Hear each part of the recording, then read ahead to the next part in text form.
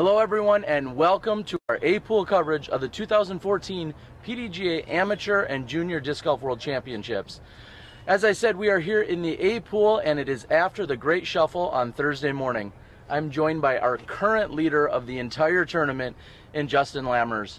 Justin, I'll say this, I've been seeing you for a few years. Since you were like way even shorter, now you're that much taller than me. Here you are in the lead at the AM Worlds, and we're just about halfway through. How's it feel? Oh, it feels great. I'm ready to keep going. Yeah. Now, you've been, I know you because you've been playing in Wisconsin, playing in quite a few of my events and events all around the country, and you've even declined cash a few times. What would it mean for you to come here and take this world title? Oh, it'd be pretty sweet.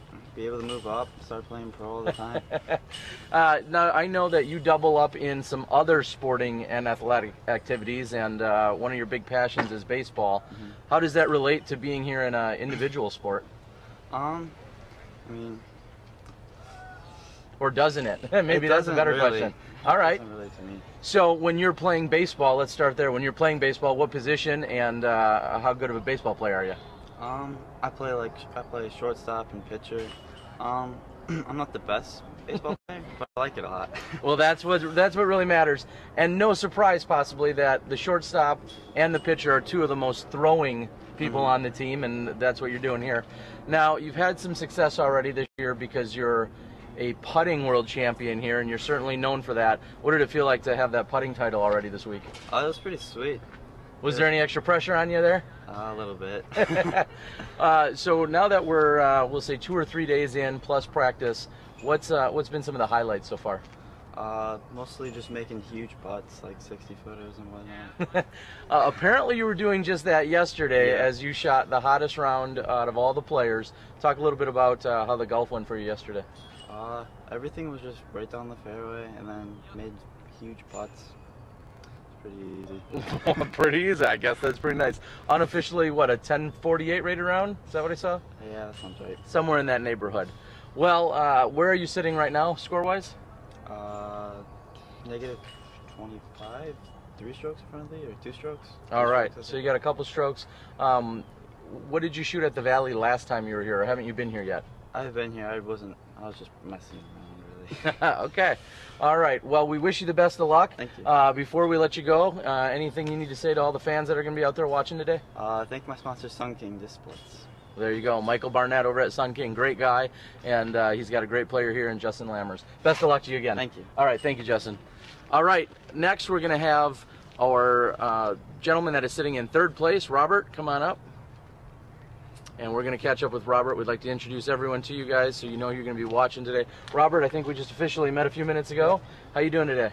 Pretty good, just warming up, trying to get ready for this. Yeah, you're going to have to learn. If you get really good like this, you're going to have to take a few minutes out of your warm-up for some TV coverage.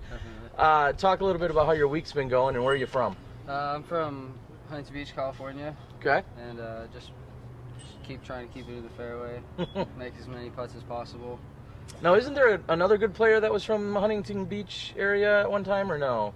Yeah, my buddy Paul. Oh, okay, Paul. Yeah, I guess he's pretty good. Yeah. Has Paul? I know Paul's been out here traveling around and checking out some of the action. Is he going to be out here watching you at all this week? I think so. Yeah, he was warming up with me yesterday at Poja. And what would you say is the biggest thing that you've learned from that two-time world champion? Play smart. Play smart. Very nice. How has the week been going? Obviously, you're sitting in a pretty good position. You're here on the leader card. How's the week been going for your play? Great. I mean, last year's Worlds wasn't so good, but I'm definitely stepping up my game a little bit better. All right. And what would you say has been a highlight so far this week? My putting, definitely picking my putting back up. All right. And now, have you had a chance to play with any of your other card members so far this week that you're with here today? I don't think so. Okay, so it's going to be actually, I played with I forgot his name. One of the other gentlemen. All right. Yesterday, all right. Well, we're going to meet everybody. All right. Any parting shots? Anything you'd like to say to? Yeah, I'd like to thank my sponsors, West Coast Disc Golf. West Coast. There you go. Great guys over there at West Coast. All right, Robert. Nice meeting you. It's a pleasure to meet you. Robert's going to be sporting the lime green today, so make sure that you're watching out, and we're looking for some good play out of all you guys. All right. Thank you very much. Good luck. All right, do we have any of our other card mates here? Come on up. This is live. Don't screw up. Nah, I'm just kidding. What's the name? Jake Laputka. Jake Laputka. It's going to probably take me most of the round to pronounce that correctly. Laputka. I mean, it's putting like golf, Yeah, right? like putt. Okay. Laputka. Some people call me Low Putka. Oh, I don't know if I'm going to go there yet. I may come up with another nickname now. Maybe later. Laputka. All right, Jake, where are you from? And introduce yourself to everyone. I am from Eugene, Oregon, and I am also in Utah for the summer, so I have a lot of supporters from both states, which is really, really nice. Very cool. Now talk a little bit about you're sitting on the leader card, which is obviously a good place to be. Talk about what that means to you. Yeah, I mean, it's awesome. It's phenomenal. I never thought I would be here. I mean, I just like came out and I had 2 really, really good rounds, and here I am on lead card. And here's a fun fact is that me and Robert and Justin all played on the second card in juniors last year together, so we already know each other. Well, there you go. Pretty cool. Very cool. And I was going to say that earlier when Justin was here, eligible to play in the junior division, but isn't. And is this the same for you anymore, or no? No, I just turned 20, so. Okay. So you're like maybe the old man on the card. Is that what you're telling me? Maybe. I don't know. I haven't met the third guy yet. Okay. All right. Anything you'd like to say to everyone that's going to be watching you today? Thanks to all my supporters. I mean, I'm getting like 50, 60 likes on Facebook from all my people that are supporting me, and I've got shout out to Tim Stye. He's letting us stay here with him, and he's really, really awesome. And basically all my supporters. All right, well, Happy to be awesome. Well, Jake Laputka is going to be sporting the teal green today. We wish you the best of luck. Thank you very much. Have fun out there, and hopefully you put on a good show for everyone that's watching. I will do my best. All right, good luck out there. Thank you. All right, 4th and final card member seems to be out on Rogue right now. So what we're going to do is we're just going to hang out. We're going to watch a little bit of the warm-up out here at the Valley, and we'll see when we can get kicked off. They're going to do the 2-minute warning at 7:58, and then we will have the official start at 8 a.m. So again, you're watching Smashbox TV. I'm Terry Miller, the Disc Golf Guy. We're going to get to the action in just a few minutes.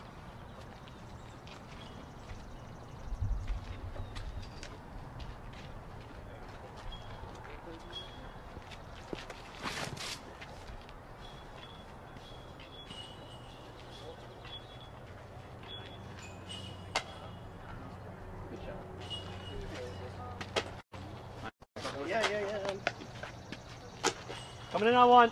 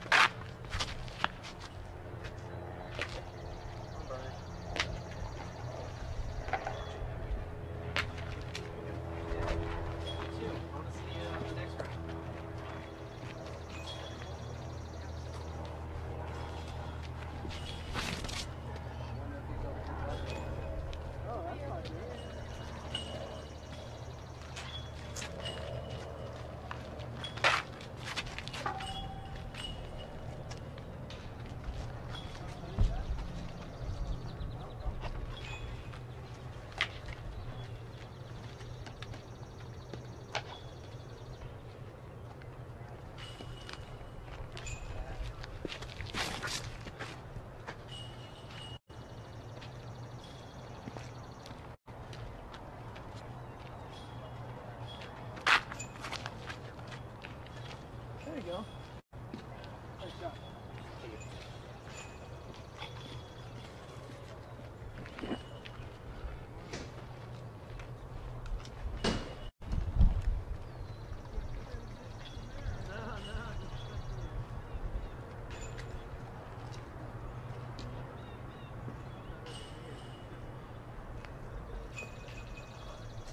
Something spilling your bag. Me? No, it's just everything's wet and I only have 1 towel. So may as well save it for the round. Put everything in the sun.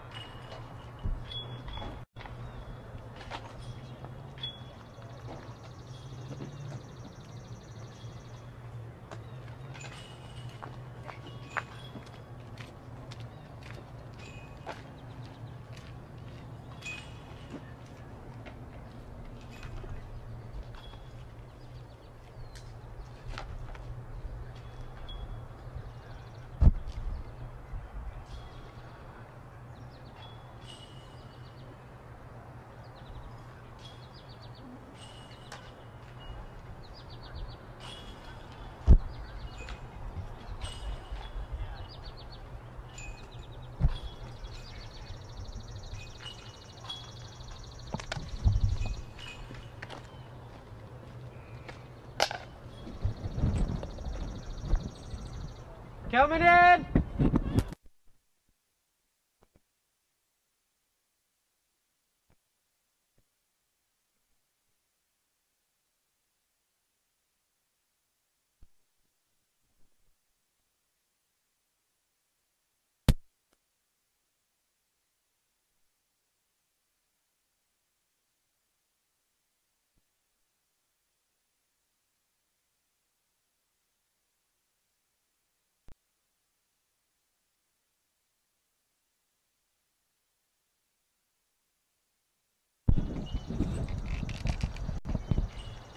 Hello again and good morning everyone. We are standing here on the tee of hole number 1. We're going to adjust a few volume controls. We're just getting ourselves dialed in this morning, and these players will have their 2-minute warning in approximately 2 to 3 minutes. I'm your host Terry Miller, the Disc Golf Guy, and we are about to kick off the 4th round action from our men's advanced division in the A pool. These are the leaders of the tournament at just about the halfway point. We just caught up with 3 out of the 4 card members, and as you may have experienced, I apologize, a couple of them are very soft-spoken. Sitting in first place we have Justin Lammers. In second we have Cody Greenfield from Norman, Oklahoma, who we did not get a chance to catch up with. We also have Robert Smith. He's going to be sporting the lime green shirt today from Fountain Valley, California, or Huntington Beach as he said.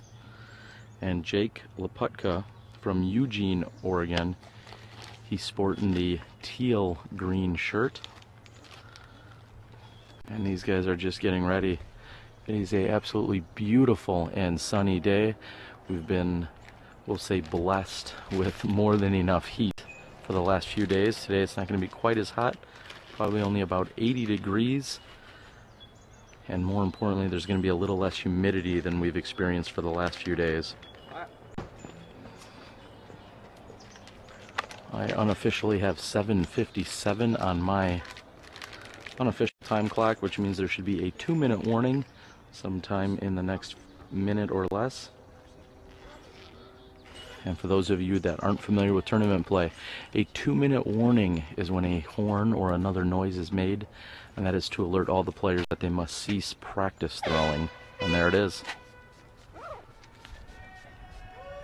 minutes. You usually hear everyone yell a 2-minute. As I said, that is your 2-minute warning. We're all practicing must cease, which means we are less than 2 minutes to get underway here.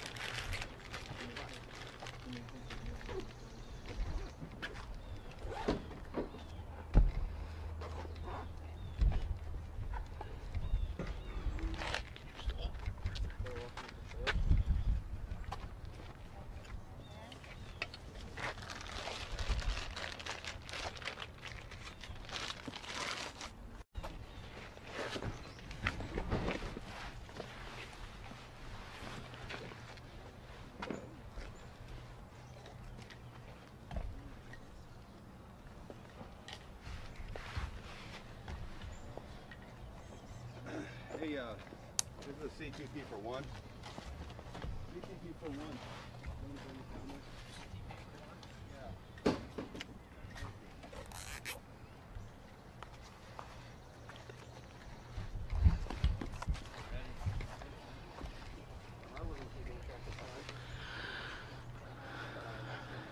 And here we are. Like I said, we've got our players just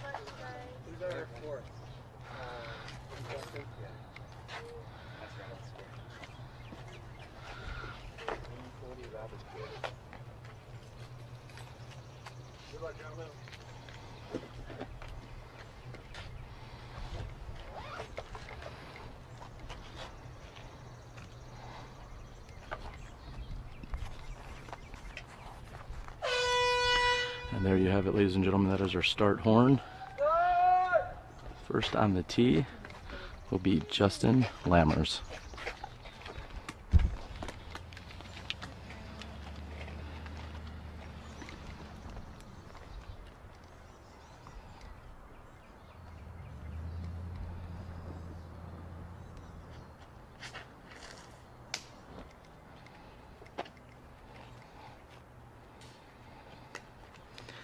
And just coming up a bit short is Justin Schott.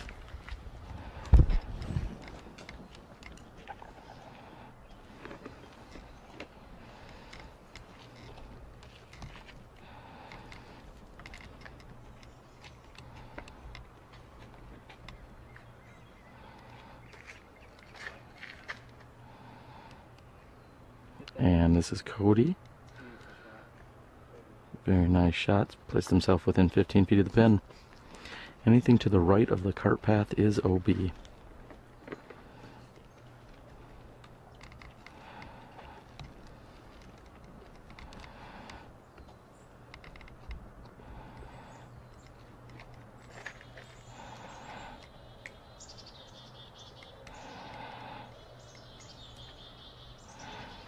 And Robert here has come up just a bit short and left.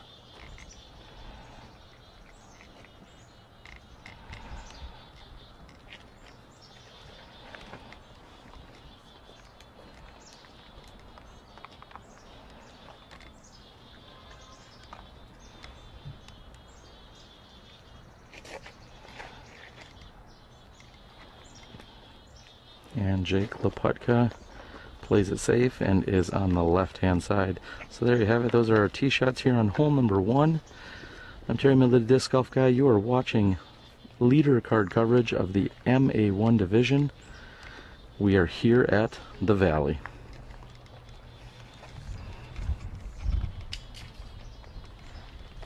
Hello y'all, my name is Cale Laviska. I'm from St. Paul, Minnesota, and I'm honored to show you the Valley course here for the AM World Championships. I'm going to take you guys through and hopefully show you some lines, give you a little feel for it for those that aren't here to experience it yourself. Alright, here we are, hole 1 at the Valley. It's about 375 feet. We got the softball field to the left, path and across is OB on the right. And it feels like we got a little bit of a right to left wind today, so I'm going to put my put a high-speed driver out nice and right and let it play towards the basket. You'd love to start with the deuce on this one because it gets a lot tougher from here. So here we go.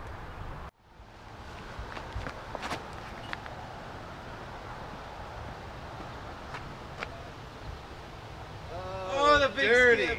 That's how we start. Let's go.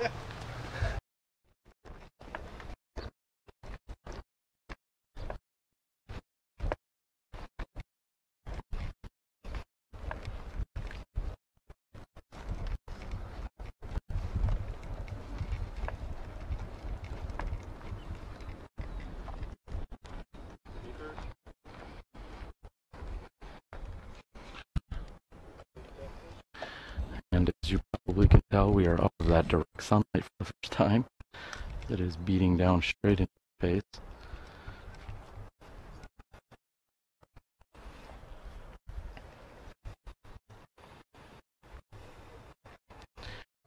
Jake is going to be the first putt.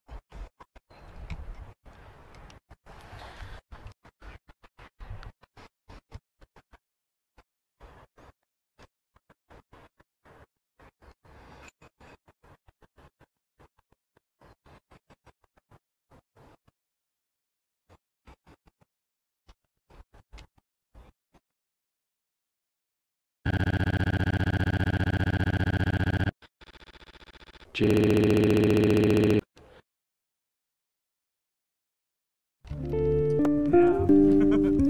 The most understable one there. I got reach like that.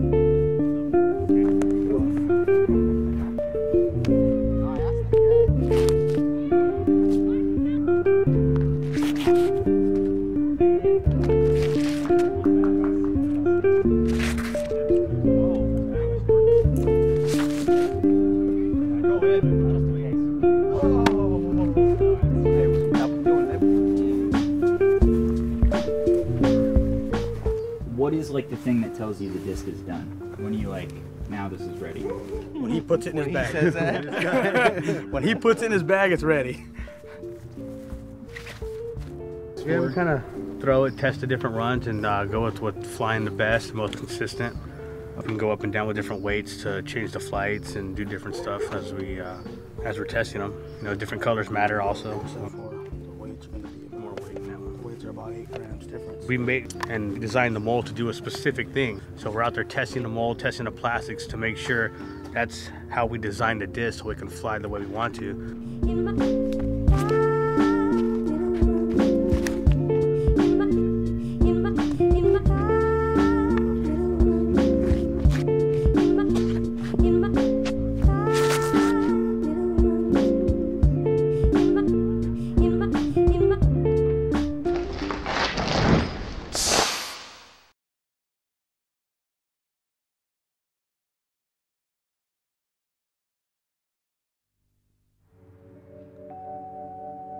It's all about practice, preparation, and routine. Approaching the tee shot, I always line up my shot and check the wind direction. Always take into consideration the trees that are out there and the out of bounds that are marked off.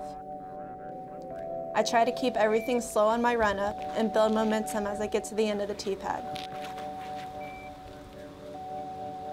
Trust your shot, believe in yourself, let the disc do the work.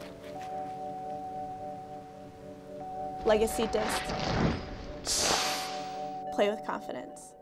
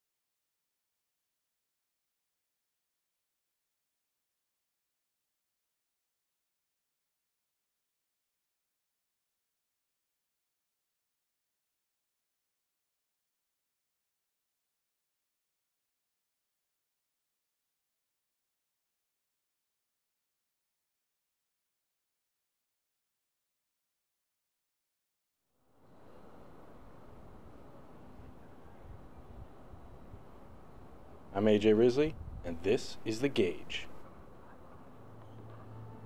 With its reliable straight flight and its excessive amount of glide, the Gauge is perfect for players of all skill levels.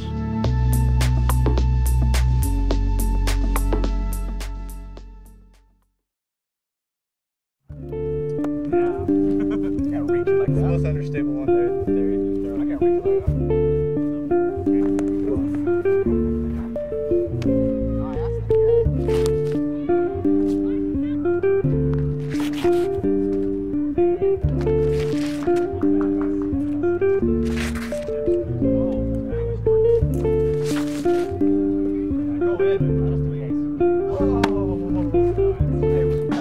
I'm the disc golf guy. I'm the disc golf guy. I'm the disc golf guy. I'm the disc golf guy, and this is my video blog.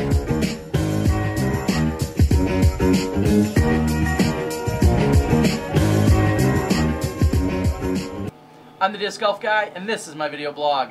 Today we are at the 19th Hole Pro Shop here in Sylmar, California. I'm joined by one of the Legacy co-owners in Steve Rico. Steve, we're talking new discs today. What do you got for us? Well, we'll start with the Bandit first. It's a Speed 9 driver that we just came out with.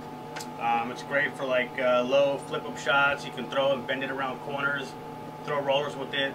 Really neutral disc, it's very fast, has a lot of glide, and I think the whole world's going to really like it.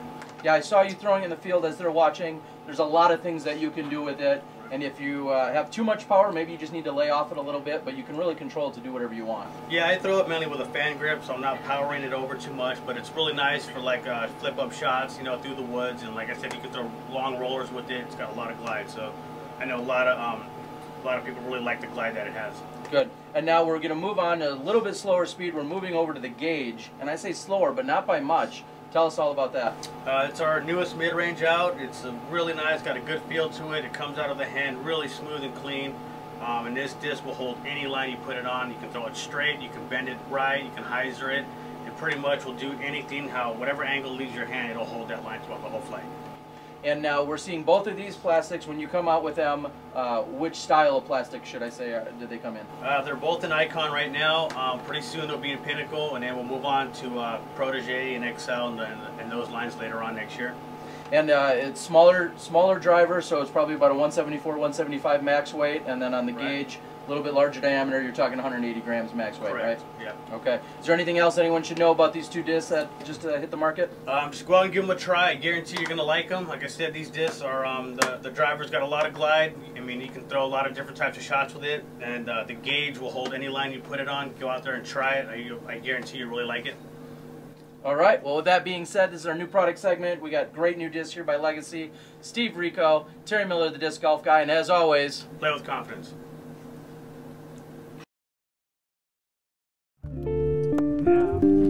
Can't reach like the most unstable one there. I can't reach like that.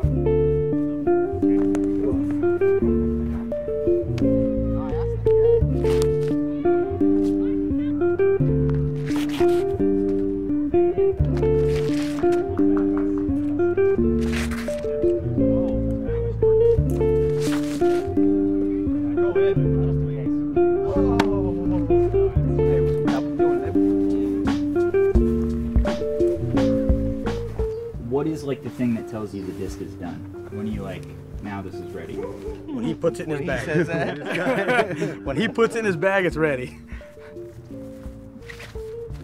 Yeah, we kind of throw it, test the different runs, and go with what's flying the best, most consistent.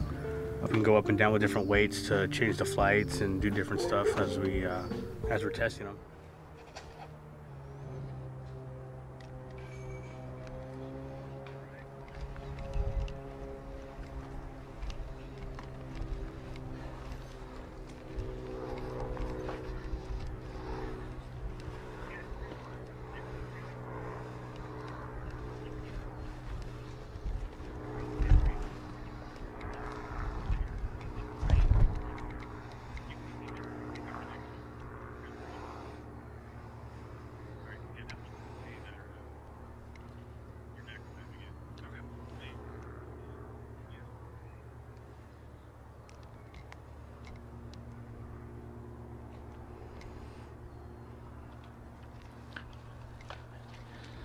And we caught back up here with our leader card. Cody had just thrown his approach shot.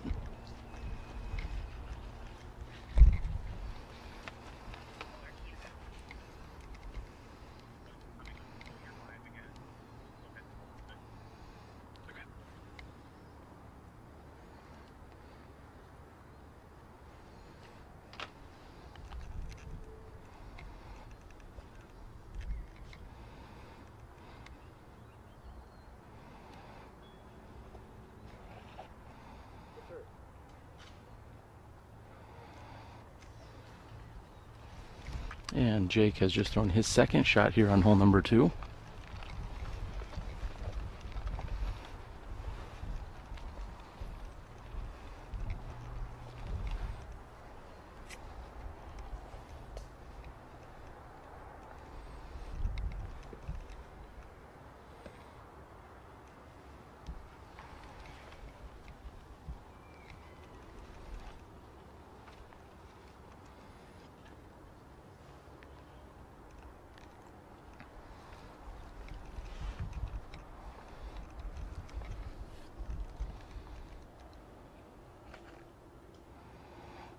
And Robert going the sneaky route here on the right hand side on his approach shot for 2.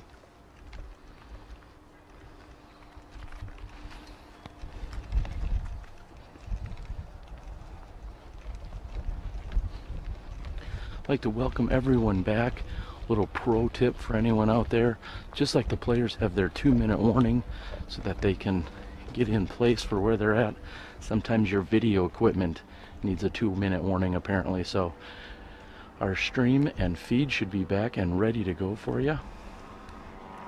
And we're ready to bring you the rest of the round here. You're watching Smashbox TV.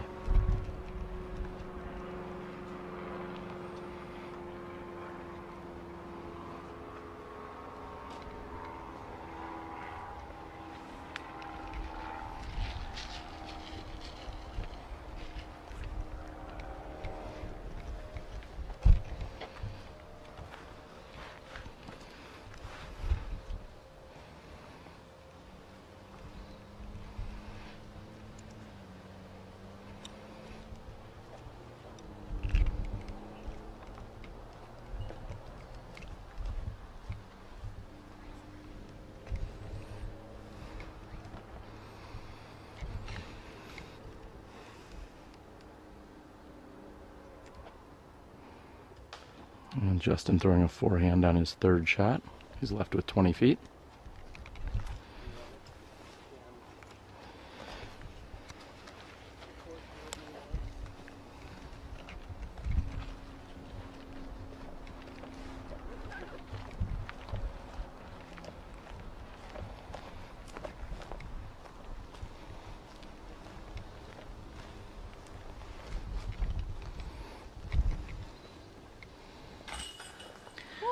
And making a beautiful putt for birdie 3 is Robert. Very nice shot.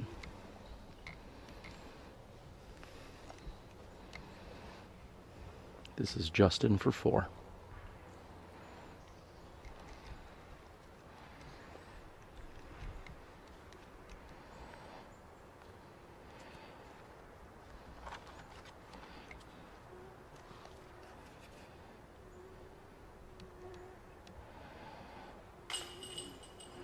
And Justin hits left chain and out from 22 feet. It's going to take a 5 here on hole number 2.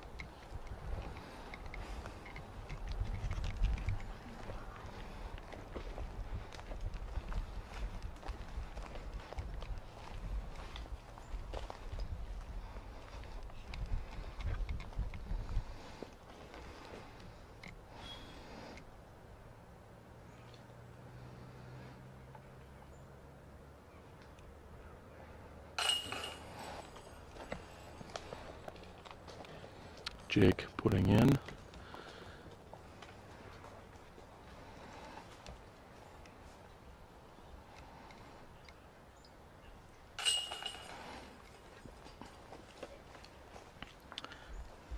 Very challenging hole number 2. We see 3s, 4s, and 5s. You're watching Smashbox TV. We're going to move over to hole number 3. All right, we made it to hole 3. Now this is a hole that you really want to birdie. It's the shortest hole on the course at 175 feet, but it's quite tricky. There's all these finger trees hanging in the middle of the fairway that you got to get through. You'd love to get the deuce on this, and if you get it past those trees, you're golden, but it can be tricky at times. So you want to deuce this one for AM Worlds.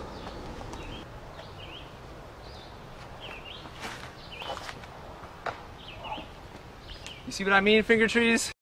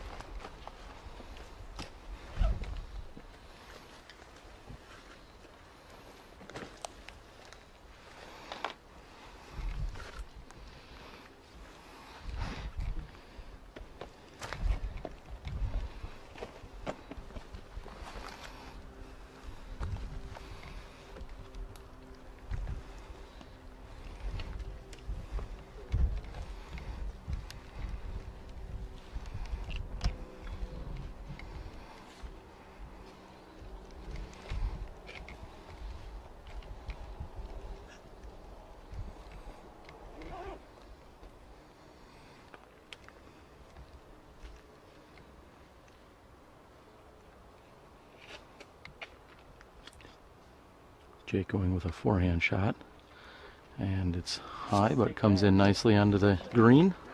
He's gonna have a putt for birdie 2.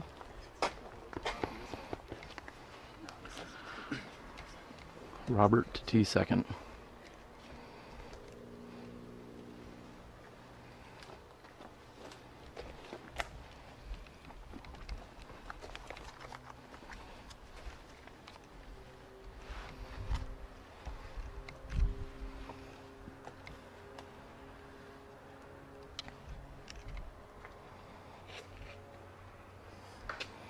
Everyone hitting one of those trees on the left-hand side.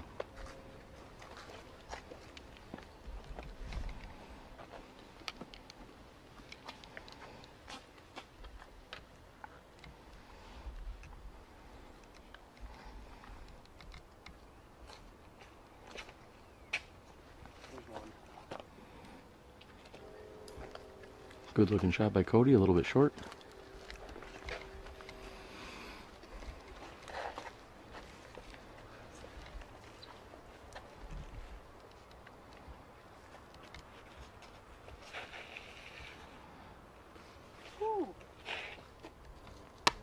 Justin going with a backhand shot, making it all the way through. A very nice shot by Justin.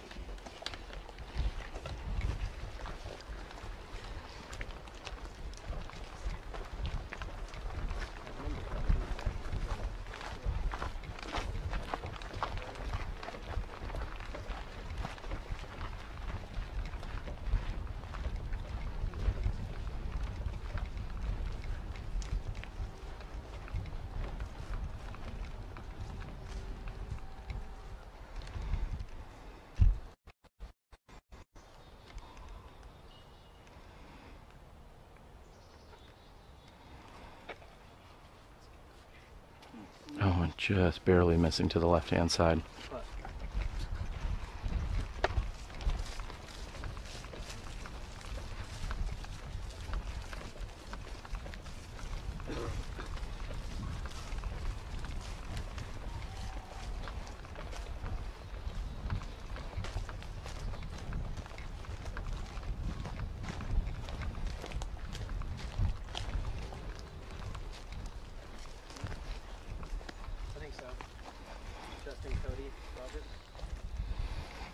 Justin's going to be next to putt. This is from 15 feet, birdie 2.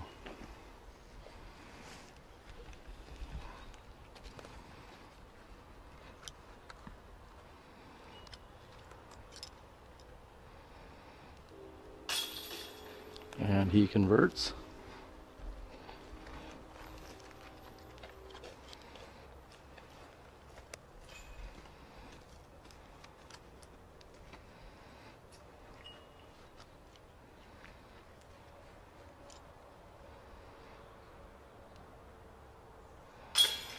And Cody makes good on his birdie as well.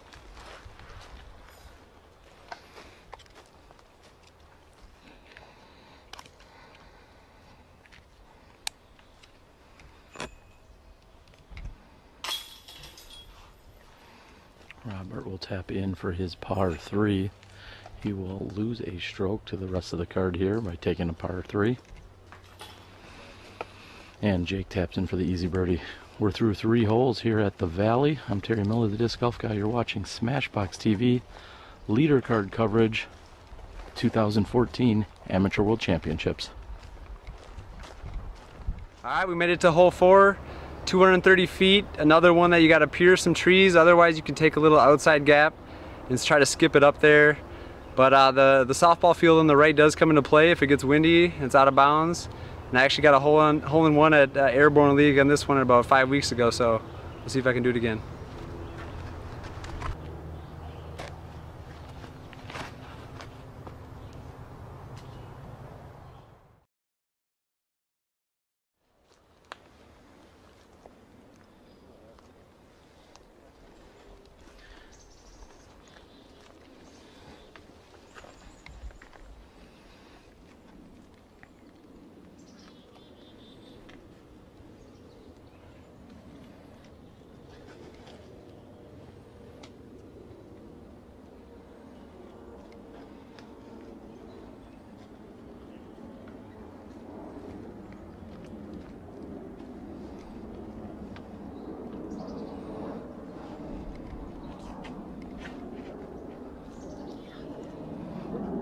And Jake going straight up the middle. Looks like it's going to finish a little bit on the left-hand side.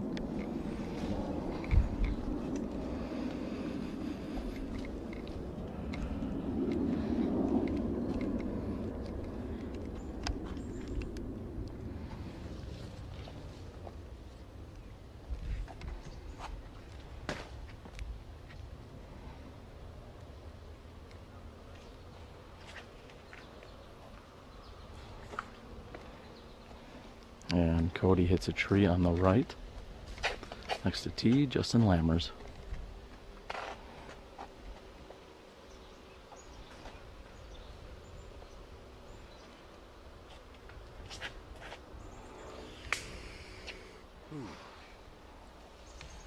And Justin somehow makes it through the trees and has gone deep of the basket.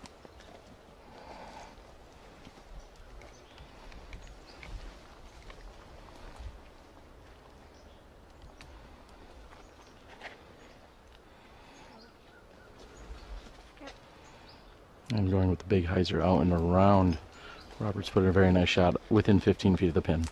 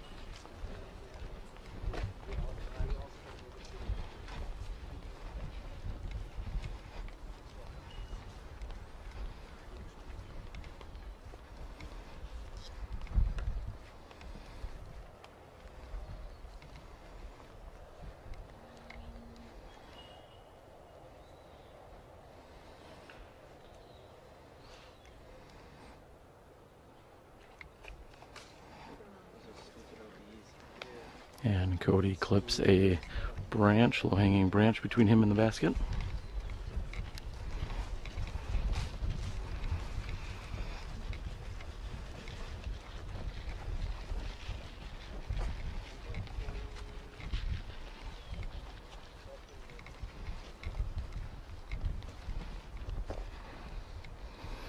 Next to putt will be Justin for his birdie.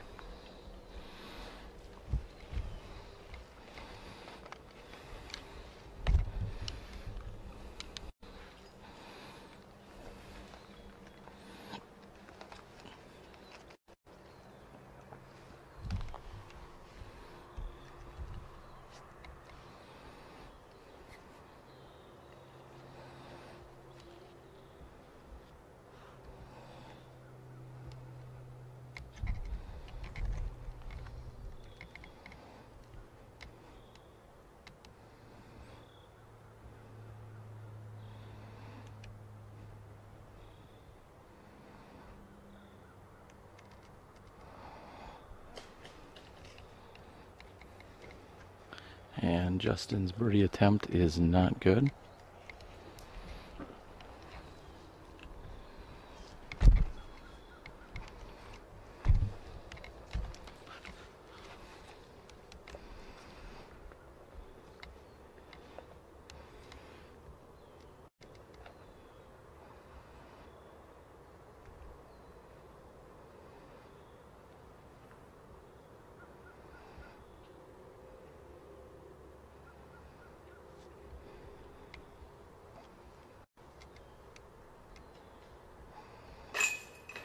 And Jake looks good on the birdie opportunity.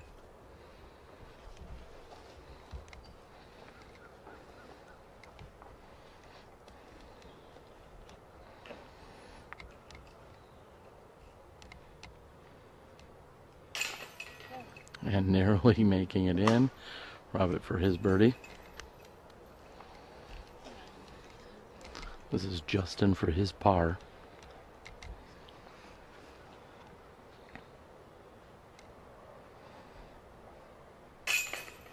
And just a bit high, but going in. Justin for par, and Cody will tap in for a par as well. There you have it. We are through 4 holes here at the Valley. I'm Terry Miller, the Disc Golf Guy. You're watching leader card coverage of the 2014 Amateur World Championships. All right, the Valley, hole 5. This one is it's a tricky par 3. It's 320 feet, slightly uphill. Some people will play up and around, but if it gets pretty windy, that can be a dangerous play. So I'm gonna just play one up the path, maybe get myself a putt at it 2, but try to take a safe 3 at the very least. So here we go.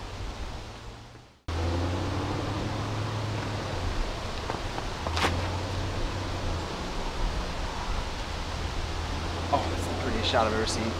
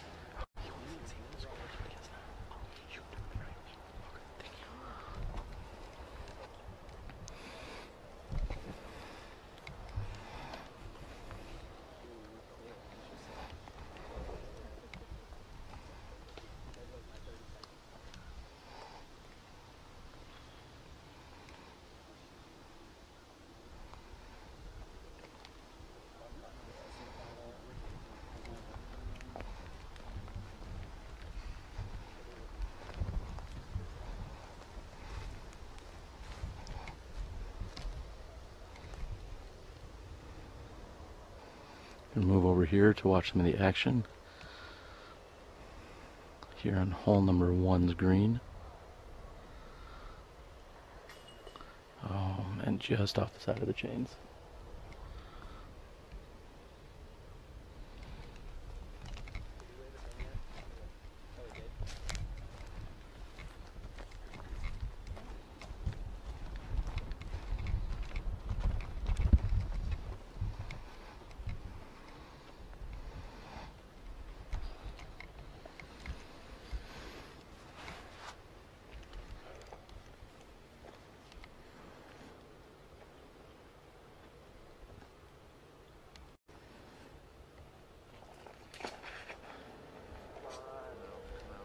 Jake looking for that just to kick out, and it does hit the left side and then move over to the right. If he didn't go down the hill, he should have a approach shot from there.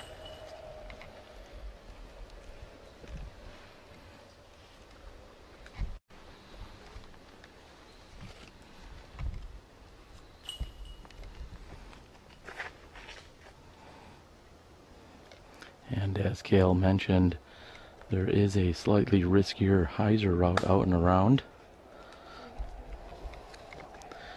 Looks like that is Robert's route of choice here. Third on the tee, Cody Greenfield.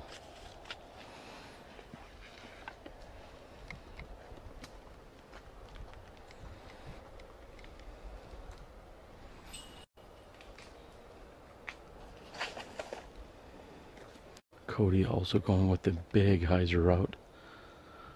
Of course, very difficult for us to try and follow.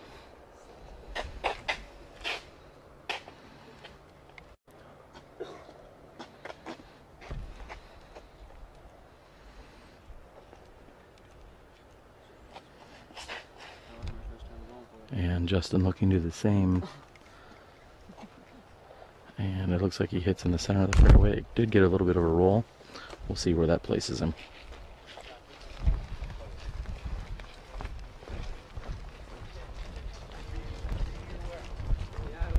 Hi, I'm Des Redding and you're watching live disc golf on Smashbox TV. Check it out.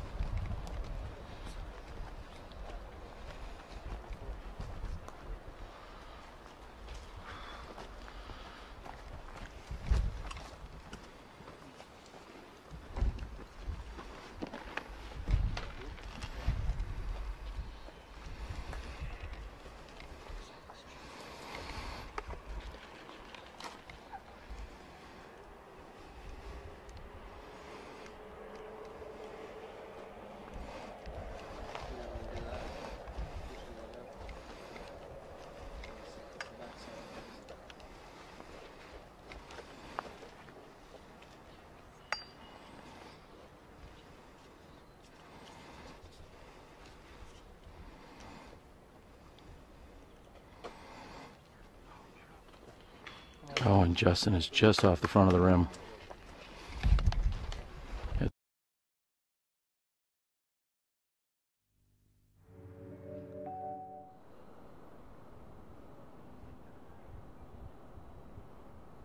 I'm AJ Risley, and this is The Gauge.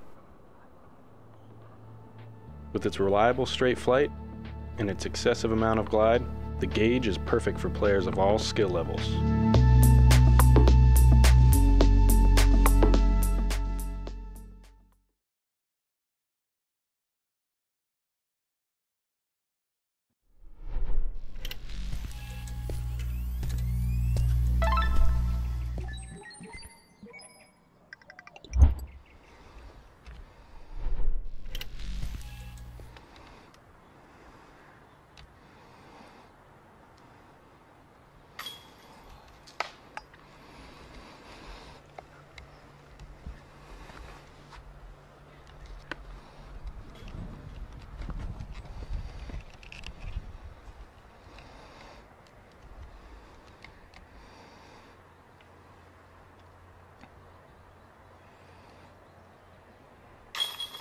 Good finish.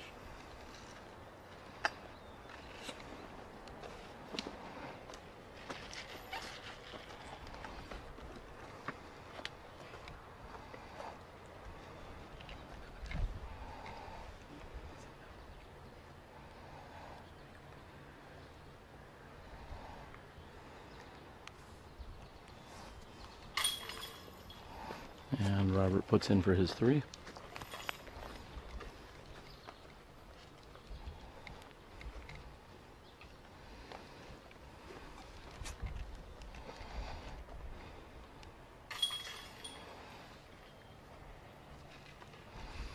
And we are going to take a very brief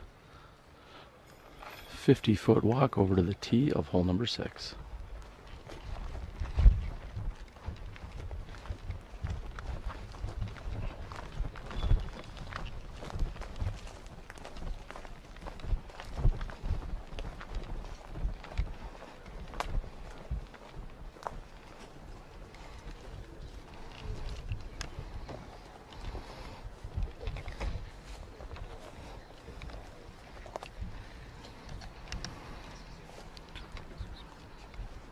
Everyone got 3s, right?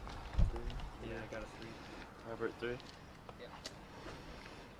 hole 6 at the Valley. This one is about 270 uphill, so it plays a little bit further, probably closer to about 315, 320. So I actually will throw a decent speed driver because this is one hole that you can ace run. It's slanted uphill behind it, so you can actually give this one a run. And if you deuce this one, you're feeling great about it. This is one of the easier holes out here, so let's see what we can do.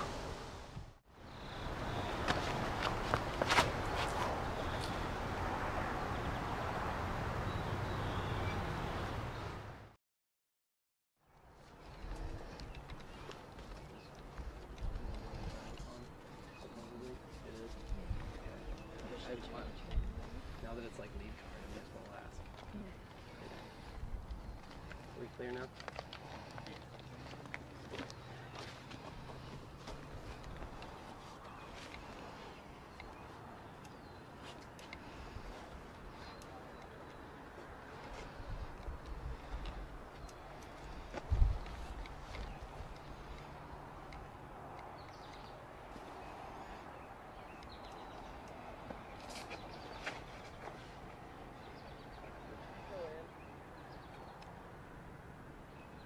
Very nice looking shot by Jake. All 4 players carding par 3s on hole number 5.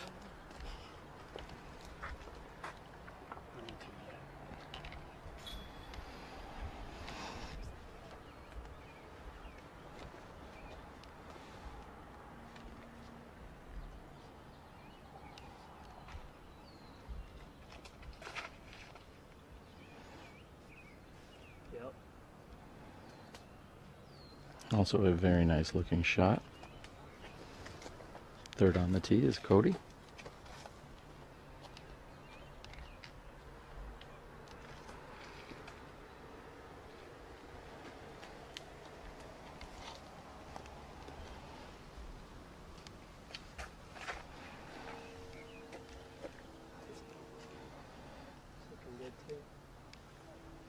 Cody a little wider. Looks like that's gonna be a putt for birdie.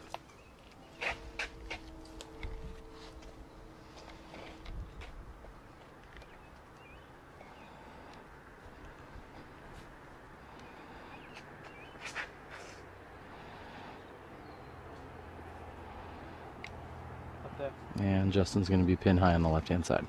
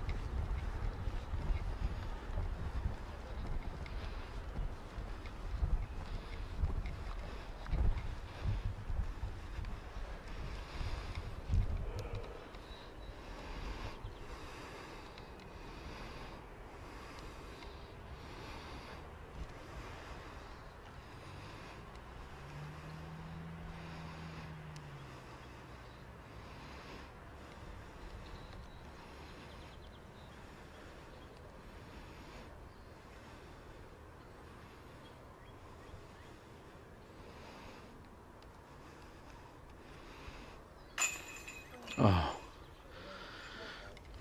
Justin is all the way in and somehow it bounces out on him on the right hand side.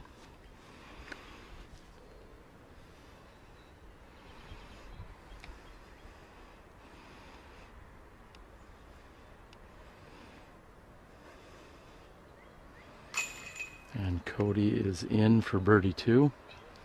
I expect the same out of both Jake and Robert as they are each within 10 to 15 feet of the pin.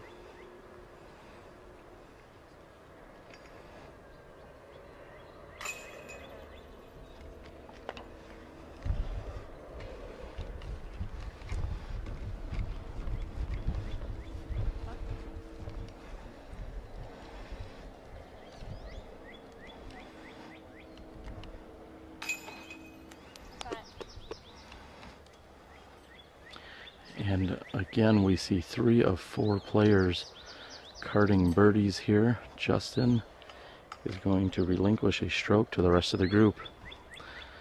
There you have it. That is the Valley, hole number 6. Alright, we're here at hole 7. Hopefully the Am World isn't quite as hot as today, about 90 degrees and muggy, but this is about 320 feet, slightly downhill, so it plays a little shorter. This one, it drops off significantly right behind the basket. So I actually try to play this one a little bit deep, so I'm putting back uphill at it. If you miss this one 30, 40 feet short, you have a death putt that drops off right behind. And those putts, you might have to lay it up if you're 40 feet away. So I choose to be a little bit deep on this putting uphill. You can always run the putt. And this is another one you'd like to deuce.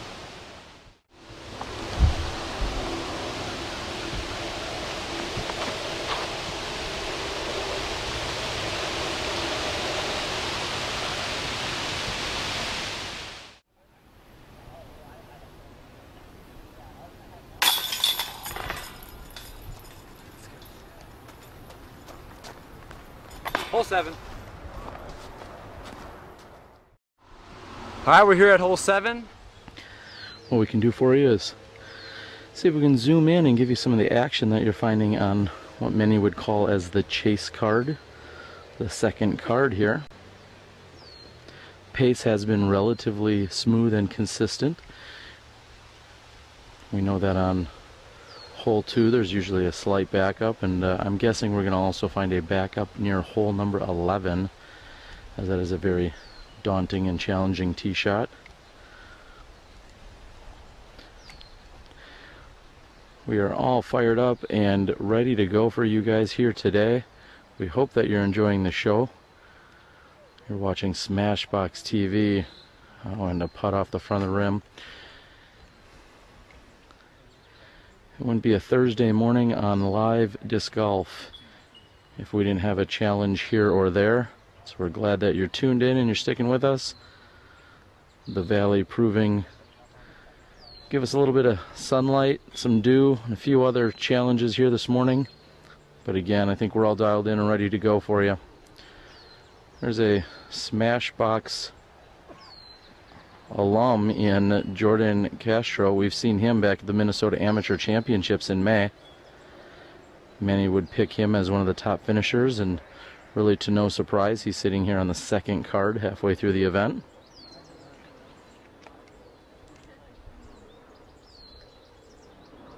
And in just a moment, when these guys clear out, we're going to step back. I'm going to try and get behind the tee. It's a little bit of a challenging angle for us to film for you guys, but we're going to get behind the tee, show you what our leader card can do here on hole number 7.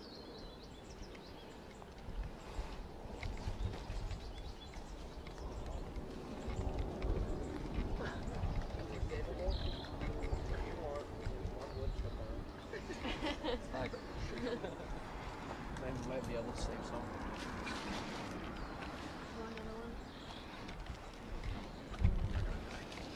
Clear now.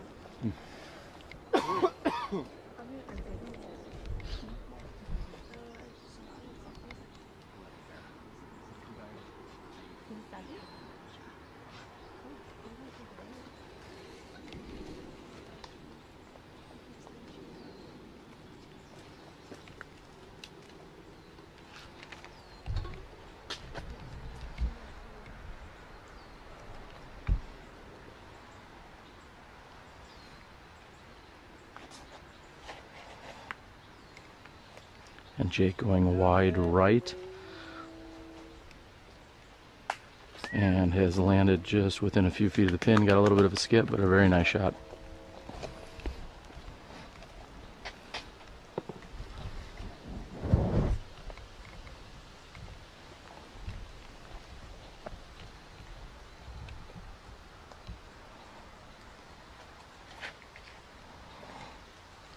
And Robert also going wide right. And comes in nicely, comes up just a bit short.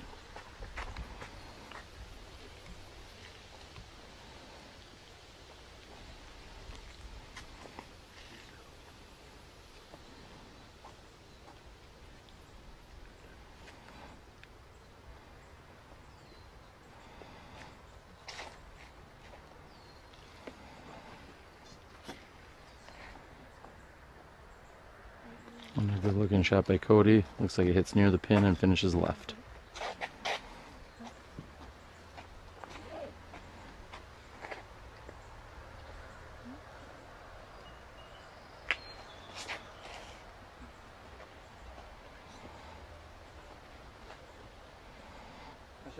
And Justin's left himself about 25 feet to the pin.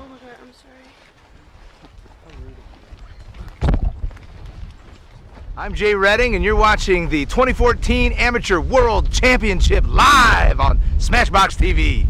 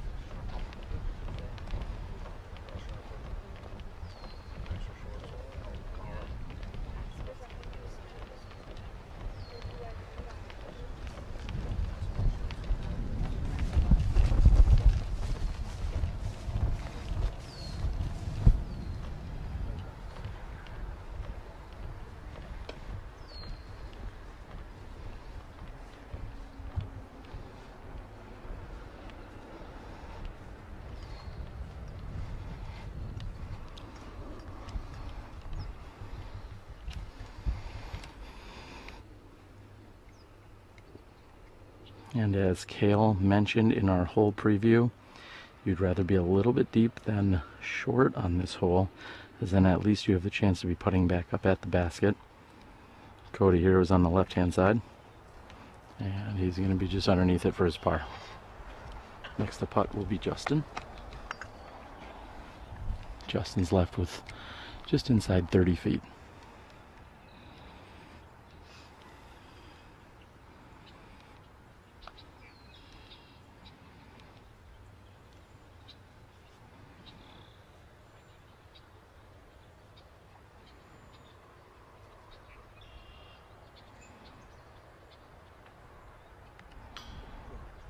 And Justin just a bit short and left on that putt.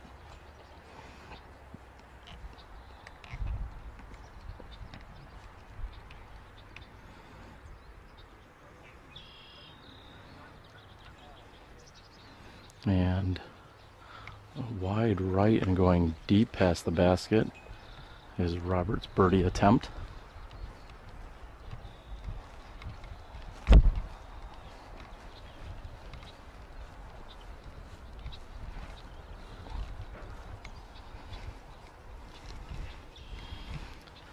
And Justin did carry at least 18 feet past the pin, looking at a little bit of an uphill comebacker.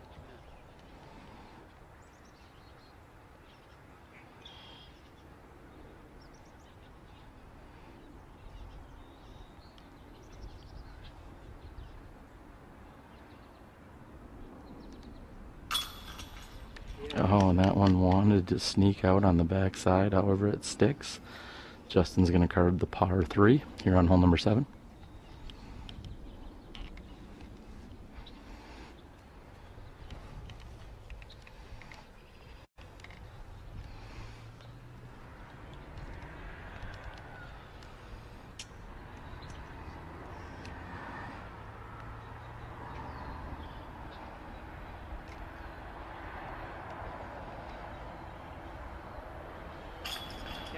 And just getting over the edge of the rim, Robert will put in for his par 3. This is Jake for birdie 2.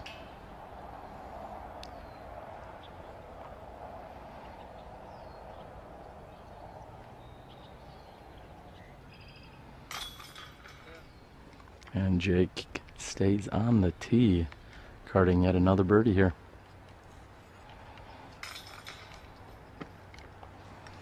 So there you have it, hole number 7. Jake with the single birdie. The rest of the card will take par 3s. The players are going to move down to hole number 8. I'm going to stay almost exactly where I am, as hole number 8 is in a lower lying area. And they will be throwing straight back up the fairway in my direction.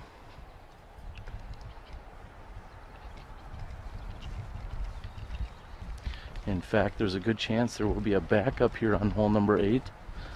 Seems to be a theme. And so with that being said, we're going to go ahead and we're going to hang out here and watch the second card tee off.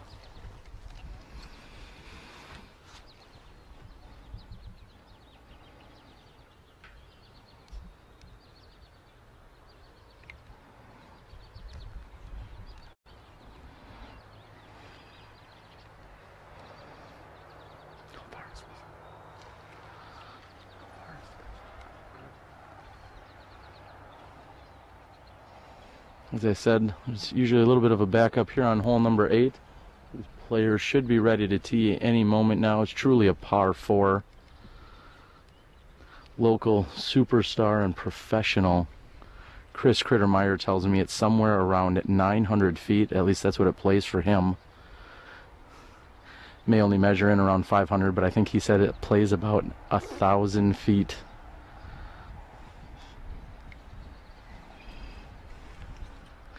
And in all seriousness, we will see these guys teeing off in just a moment. They're just waiting for the third card to throw their second shots. And here we go.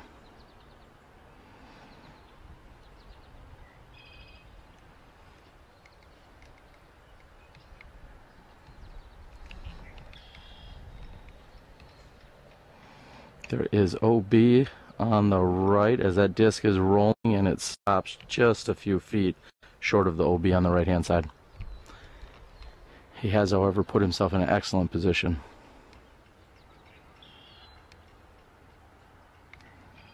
Our runner-up at the Minnesota Amateur Championships, Jordan Castro on the tee.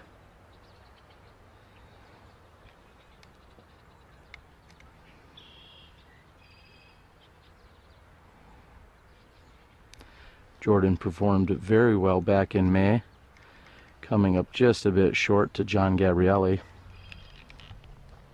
and throwing a very nice drive here on hole number 8.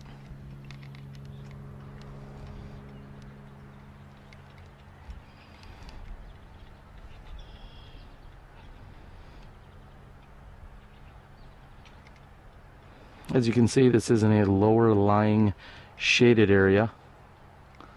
These players are throwing out of the gap, and then they will still have at least 300 feet to play uphill, or nearly 300 feet.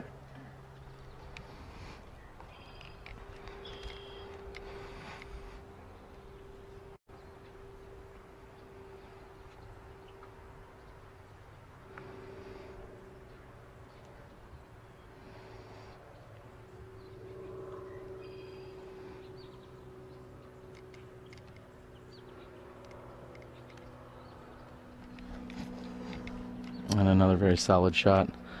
Again, they will be throwing up and around that tree directly in front of us. The pin is located approximately 75 feet behind that tree, just near the middle of those wood chips. So it is a hole that is not reachable off the tee by any means, even with the biggest of arms. And that is the swampy, wet area that we will see on holes number 11 and possibly on 16.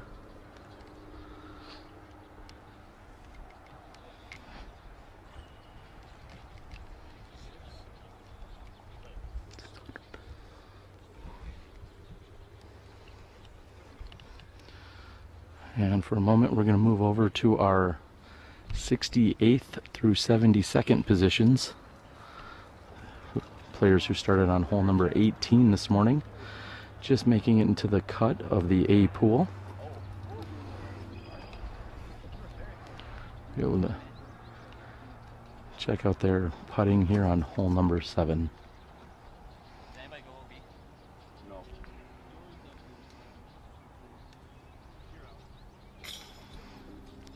Very solid putt there for birdie 2.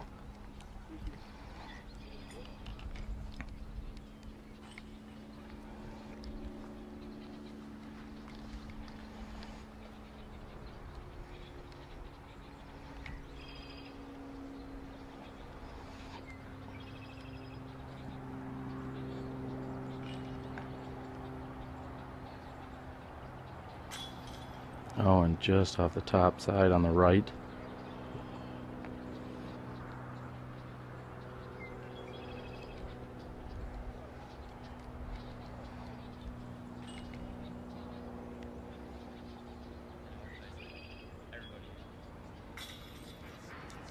And squeaking over the edge on the left-hand side, that is good.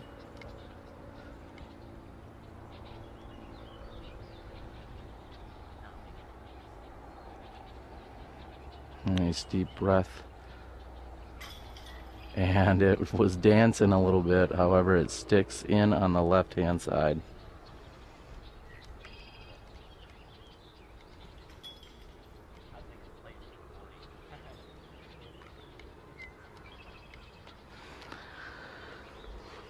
There you have it. Like I said, those are spots 68 through 72nd, making into the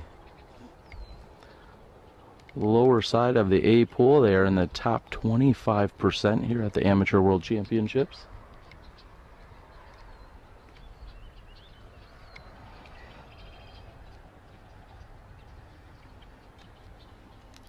I'm going to pause for a quick sneeze break as I'm looking into the sun here.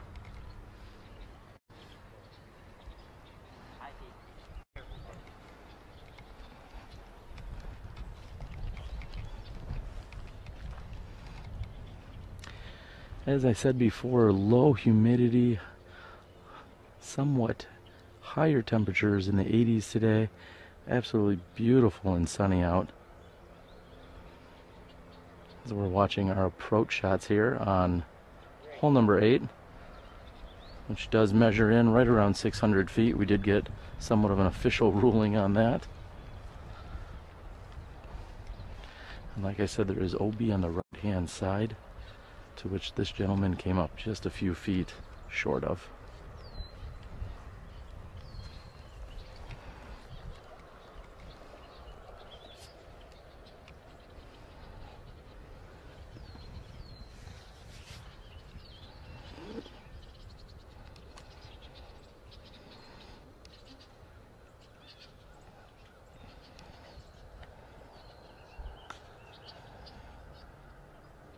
And somehow he gets through the guardian tree that is short and left of the basket.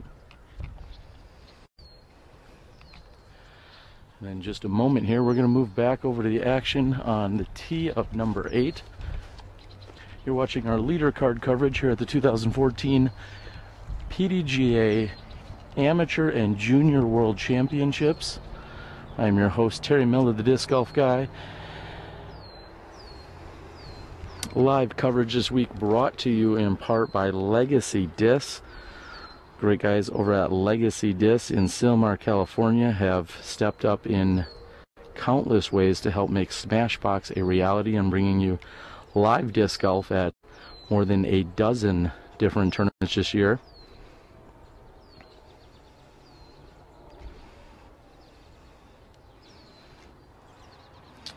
I'd like to also thank the Professional Disc Golf Association and our PDGA board president, Rebecca Duffy, who is off in the distance wearing a white skirt today. She is your official scorekeeper for this leader card. She's been doing the hole-by-hole scorekeeping for this group. And then, of course, there's our leaderboard sponsor in Sandy Point Resort and Disc Golf Ranch, Mike and Michelle Cousin in northern Wisconsin. Not only one of my favorite places in the world to play disc golf, but just simply awesome people and great disc golf promoters and ambassadors. Jake Laputka has been on fire thus far this morning. He's had the tee for a number of holes here, birdieing hole after hole. He's on the tee here on hole number 8.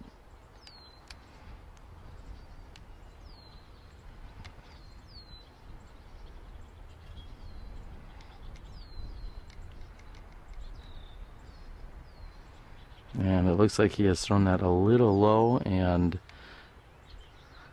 somewhat burned out on him, so to speak. I know he's looking for a little bit more distance. However, these players were very conscientious that they do not want to turn it over too far. There's a slight headwind where they're throwing from. If they turn something over too far to the right, it could potentially go out of bounds. And that looks to be very, very close. That may in fact be out of bounds. We saw the grass ruffle over by the flags. When they walk up, we will get an official ruling from them.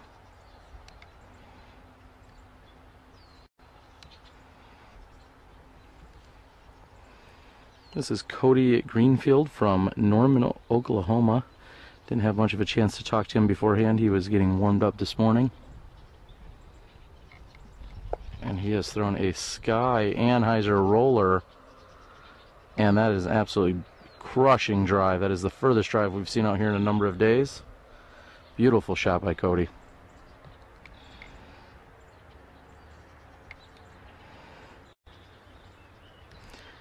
And the last to tee is Wisconsin's Justin Lammers.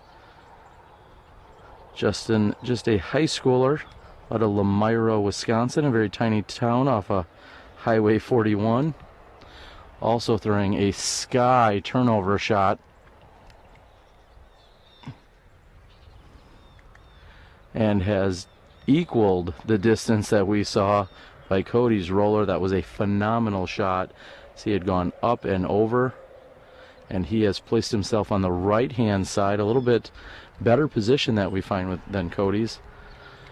Absolutely gorgeous drive by Justin Lammers. That may be exactly what he needs to get jump started here this morning. He has had a bad break or two with the baskets, and he has let his lead slip away. And Jake continues to just terrorize each and every one of these holes, shooting very well thus far.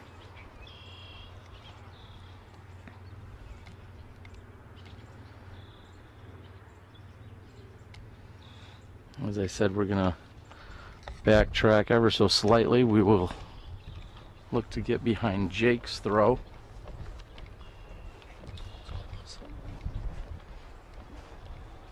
Robert asking me if I do know, in fact, if it was out of bounds or not. And unfortunately, as I tried to mention to him, I'm not really sure. I know he's going to be anxiously looking. First to throw, though, will be Jake.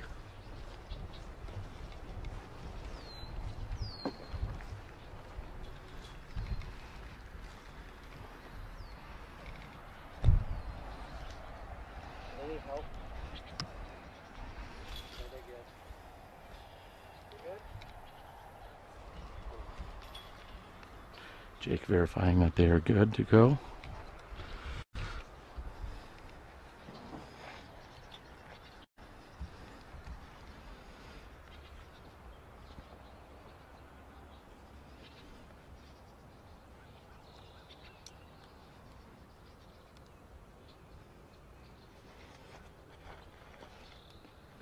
Jake looking to go out and around that tree. And he has placed himself very nicely. He's looking at a birdie 3 from up there.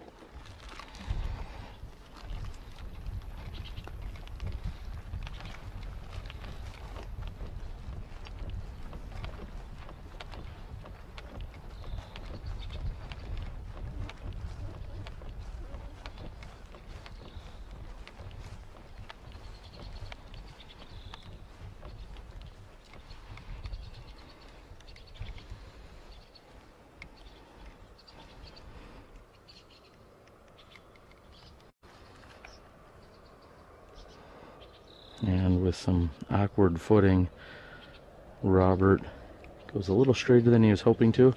He was looking for a little more hyzer finish on that.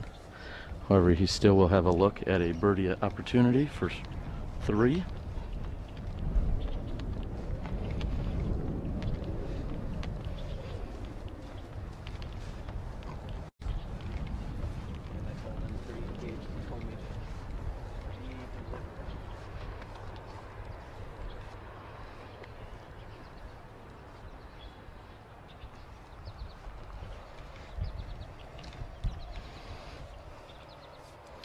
And after Cody threw a beautiful roller, he's going to be next to throw.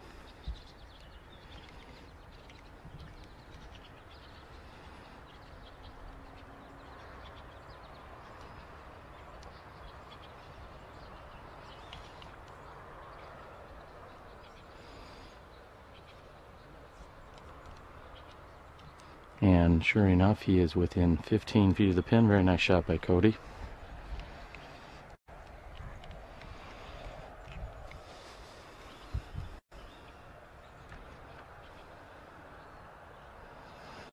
And Justin's shot is also very nice. He's just a few feet short of the pin.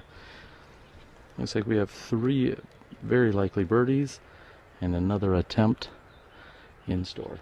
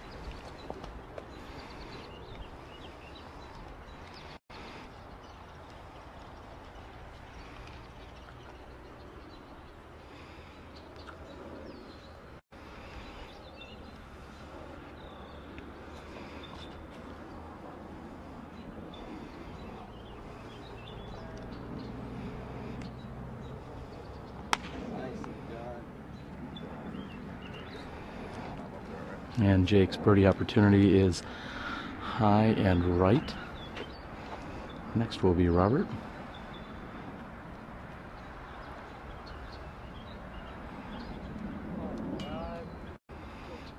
And Robert is a little bit short and left.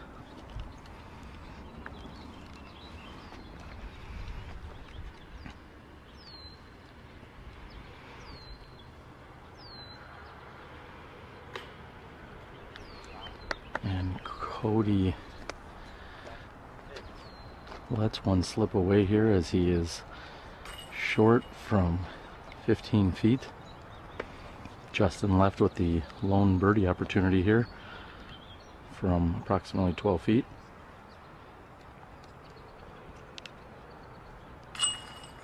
And Justin makes good. Nicest drive in the group is rewarded with a birdie 3 here on hole number 8.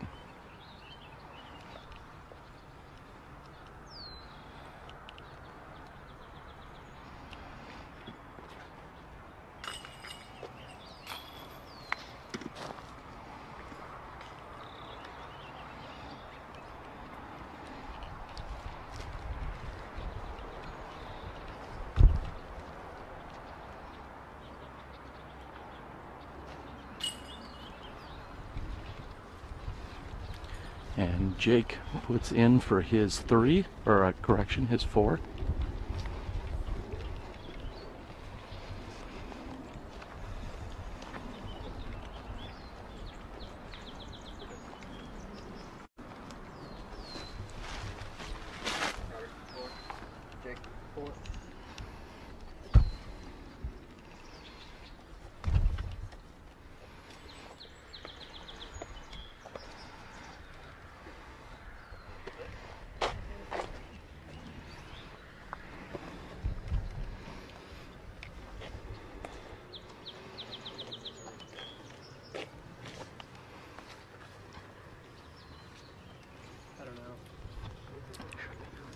Up there? Yeah, I'll go.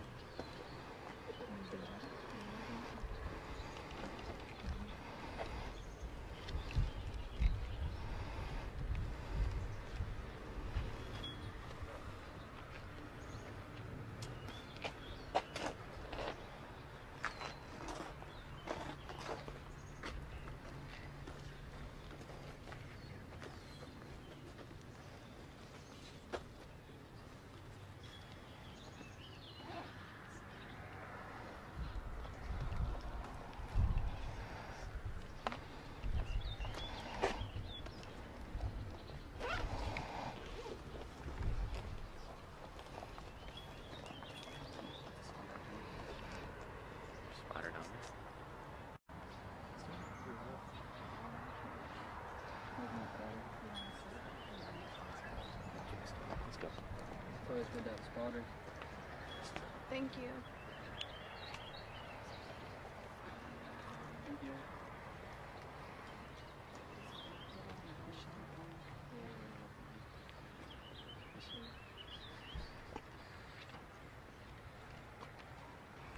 Looks like we should be ready to tee here in just a few moments.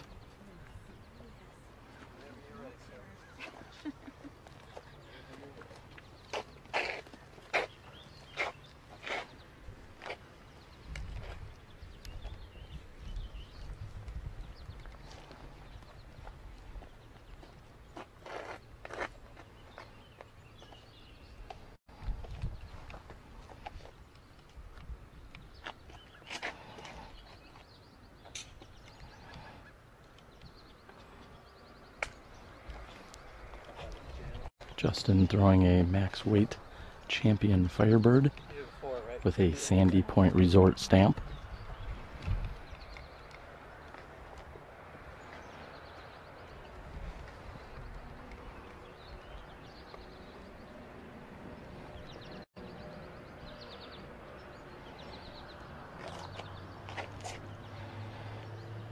And Jake going a little wider, hoping for it just to get there, he says.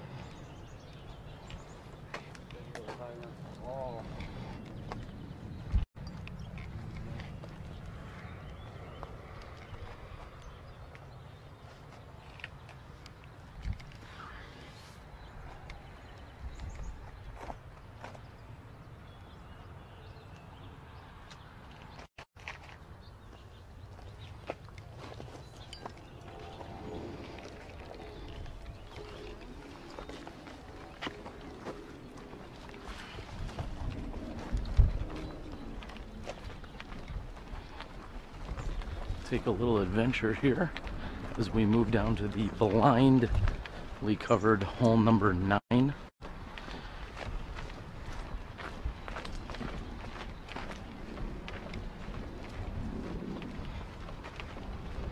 As you can see, all 4 players going for the hyzer route, just in varying levels of spike, we'll say.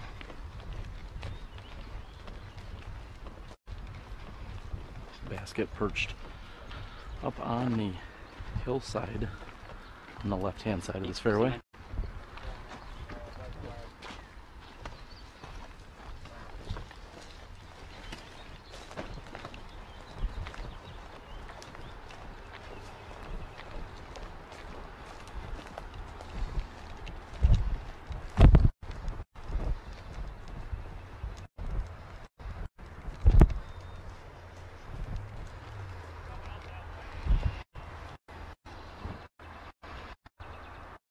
Cody assessing exactly what he's going to need to do to get up to the basket, as it is on an incline.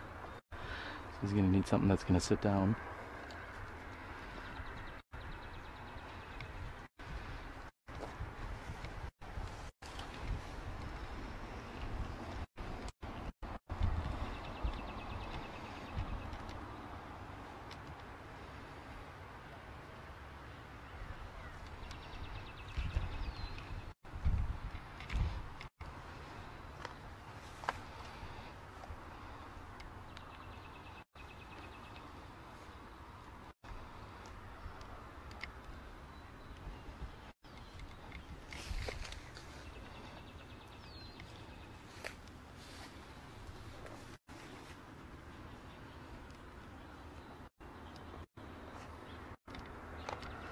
We're going to move over to Justin, who has at least 75, maybe 80 feet to the pin.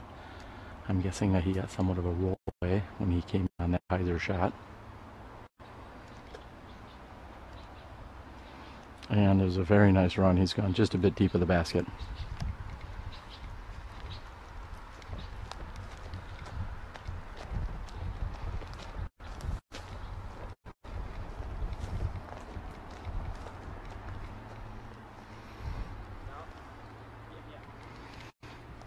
Robert asking if he is out.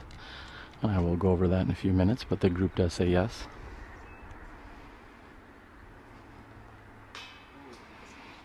And he is off the front of the basket for his birdie opportunity.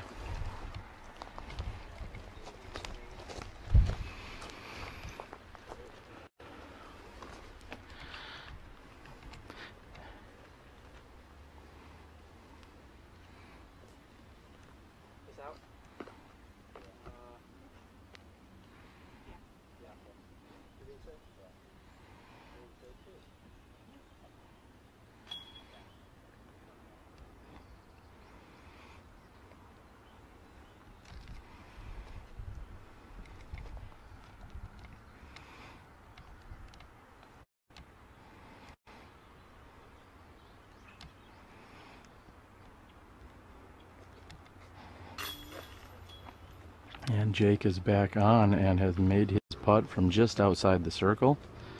That will be carting a birdie to here on hole number 9.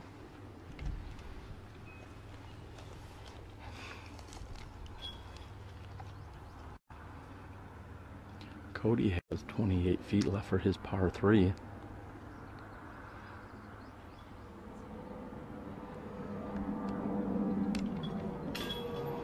Oh, and Cody's putt is in and scoops back out. He's going to be carting a bogey 4 here.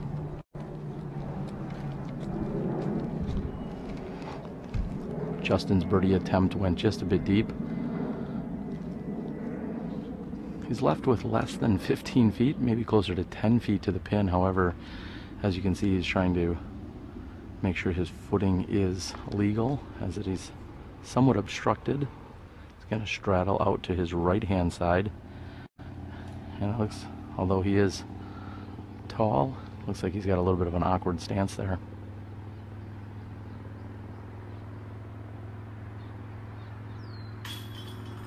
And it is good. Justin will take a par 3 here on hole number 9. Robert's looking to do the same. Jake is in for birdie 2.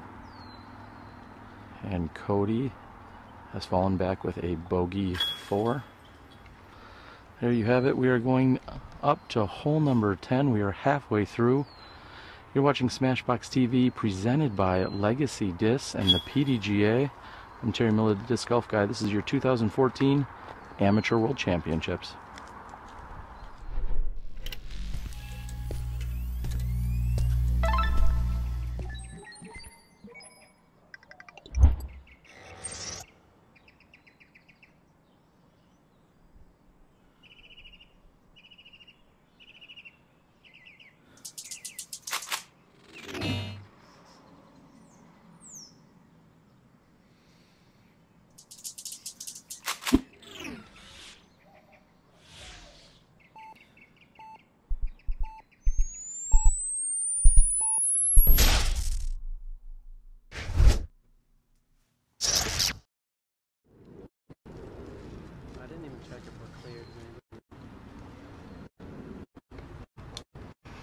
It's live scoring as you get, ladies and gentlemen.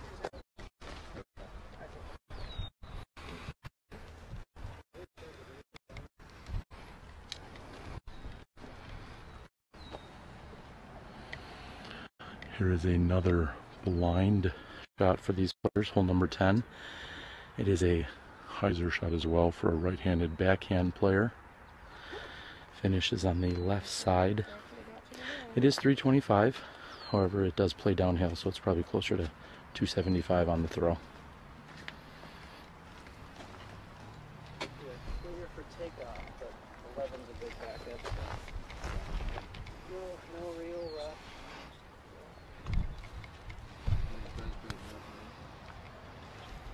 I don't mind. I'm gonna wait for 11's fairway.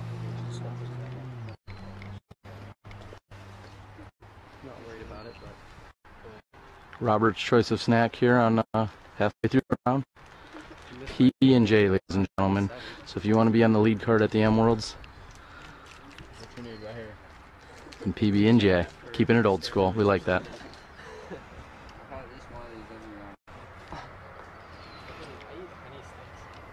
have one of those hanging out on my laptop. I found them for 15 cents each and just bought them.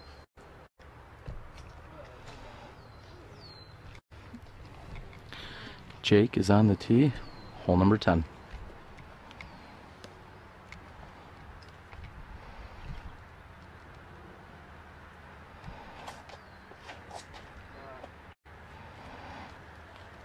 Jake looking for a little more hyzer on that shot. Had enough distance, however, he's looking for that to get to the left.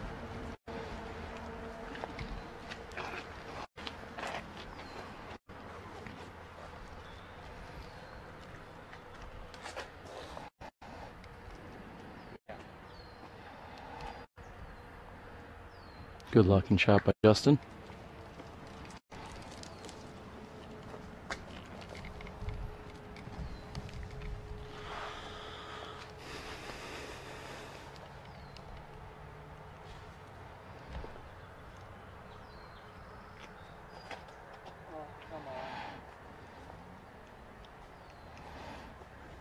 Robert seems to have released a little early there.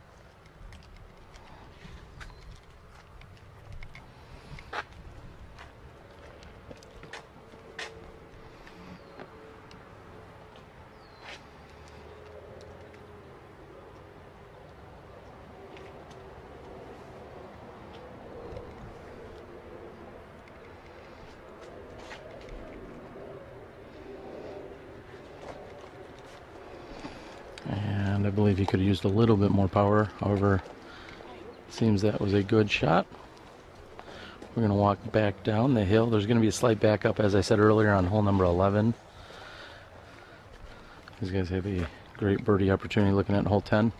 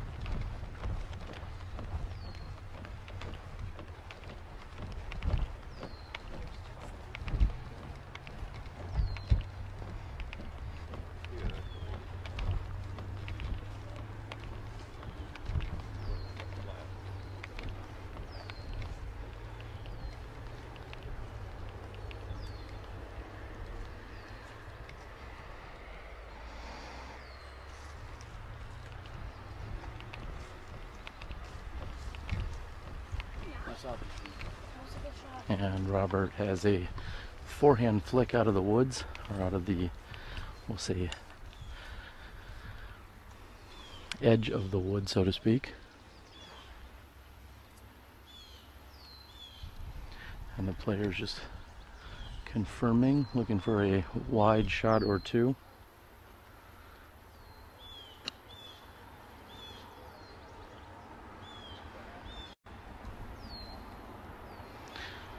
And Jake Laputka is on the right hand side. He's nearly pin high. He is up above the basket, so to speak. He's got at least 55 feet to the pin. His putting has been very solid this morning.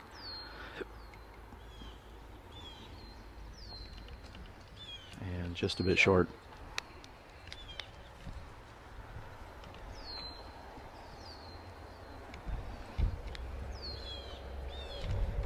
And Justin's shot is just 18 feet at most short of the pin.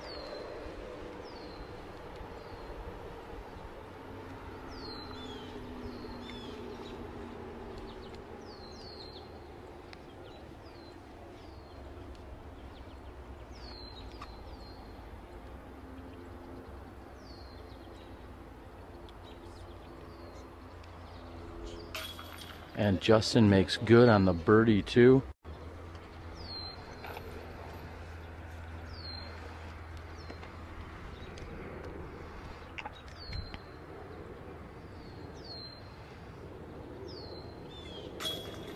And he was dead on. He thought he had a great shot, and he did, just within 10 feet for Cody Greenfield. Robert's going to be tapping in for his par 3, and Jake will be doing the same. There you have it, ladies and gentlemen. We are nearing the end of hole number 10. These competitors continue to battle it out. We're seeing some great play here. This is the 4th round of the 2014 PDGA Amateur World Champions. I am your host, Terry Miller, the Disc Golf Guy. You are watching Smashbox TV, presented by the PDGA and Legacy Discs. Alright, here we are, hole number 11. This has got to be one of the signature holes here at the Valley. This one, you got to clear about 450 to get over this lake. It is downhill. The basket's 600 feet away. I actually saw Alex Geisinger deuce this 2 rounds in a row. It's pretty amazing, but if you do go in the water, you play from the drop zone, which is right short of the water. So it's still a tough shot to get over. And the reeds on the right side of the lake are OB. So the safe play is to play this one left up on the hillside. Just give yourself a chance at the upshot, because this is definitely a par 4 for all these amateurs. And if anyone deuces it, I'll give him one of my signature discs or something, because that's unbelievable. Let's go.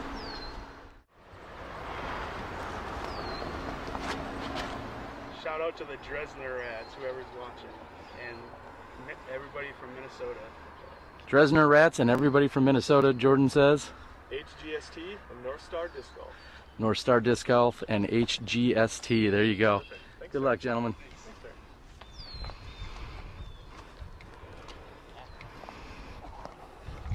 The second card will let me know when they're ready to go, and I'll make sure to get out of their way. Until then, we'll see if we can take a look back here on hole number 10's tee shots.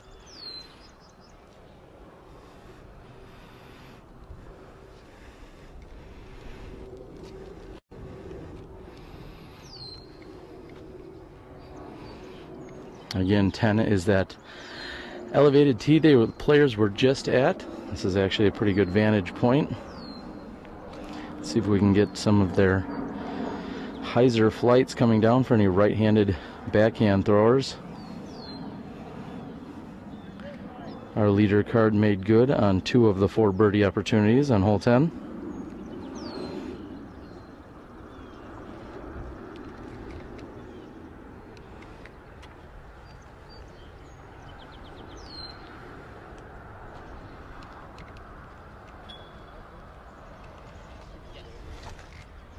And getting caught up on in the trees on the right hand side.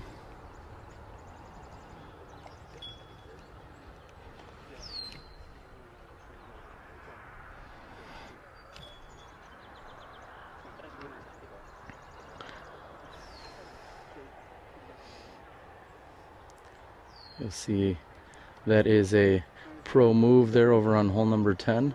Sometimes when the first player throws, he will move down to somewhat spot for the remaining players on the hole. Sometimes you'll also see that the fourth person that is to tee off will go spot the hole.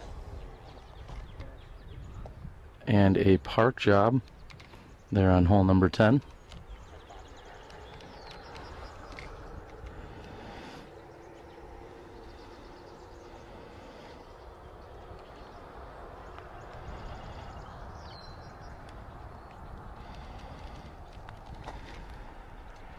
And just barely missing the basket, but skipping at least 30 feet deep is that shot.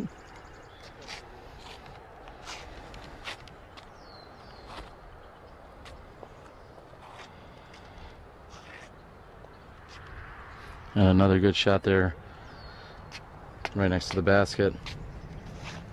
As you can see, the sun has challenged not only the players, but also all of our camera work here this morning. Normally one's not to complain about too much sunshine, but it can make recording very difficult as these top amateurs are throwing so far with this high-speed plastic. I think in just a moment we're going to move over here to 11 and we're going to watch our second card tee off on hole number 11. Jordan Castro on the tee.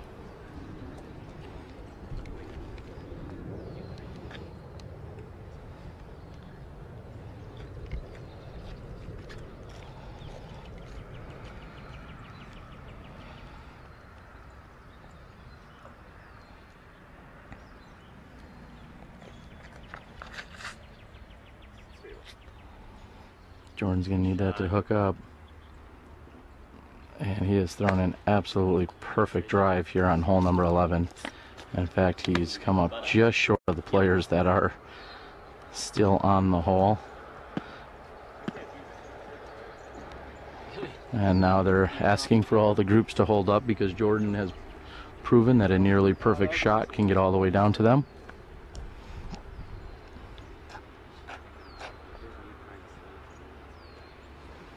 Our spotter is asking the players to hold up for just a moment, it looks like. Sorry to ruin the party. We'll move back over as they're held up. This is the shot that narrowly missed the basket, almost aced. See if he can convert. Unfortunately, he's going to have to settle for a par 3 over on hole number 10.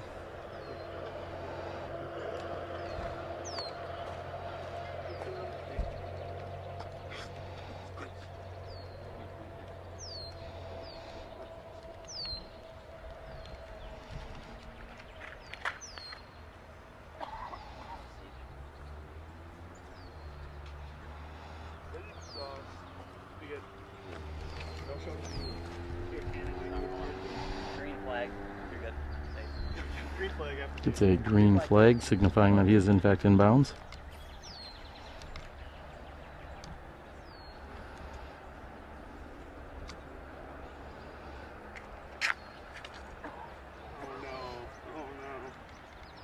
Unfortunately, that turnover shot here by Mr. Turner seems to be out into the pond, I'm guessing.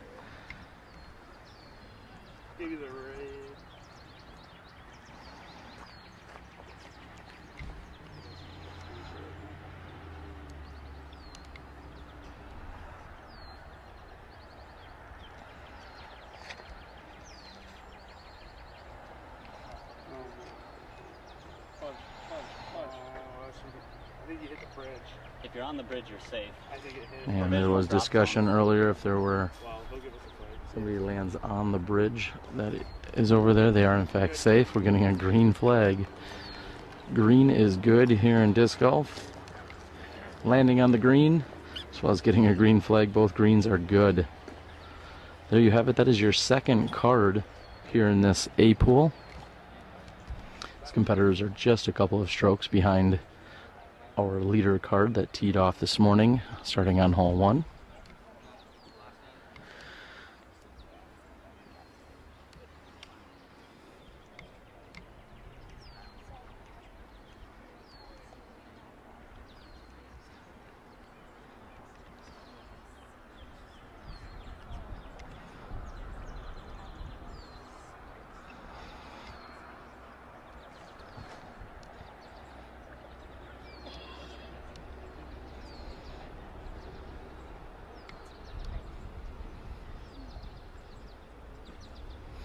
And as I said, Mr. Turner throwing from the drop zone. Looks to throw a very nice shot. He should be able to get up and down from there. Looks like he may be able to salvage a bogey 5.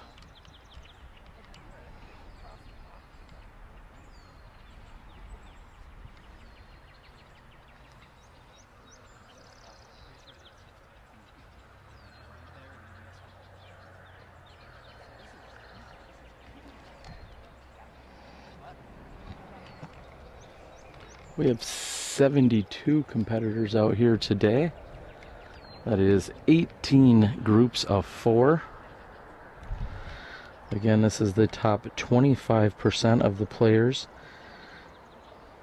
Last night, all 280 plus competitors were in fact shuffled by their total scores. All competitors had played 3 rounds up until that point last night, so everyone had seen the exact same courses on the exact same amount of holes.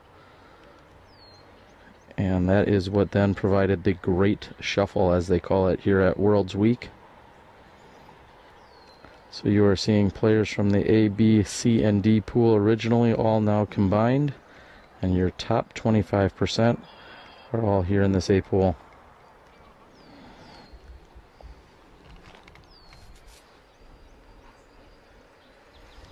Again, we can watch some of the action back here on hole number 10. We're waiting on a backup on 11 as anticipated.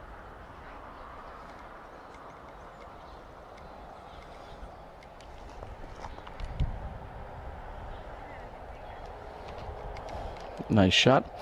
I'd like to send out a big applause and thanks to Cale Leiviska for taking time out of his very busy Worlds Week to come on help us out with our hole previews on Monday.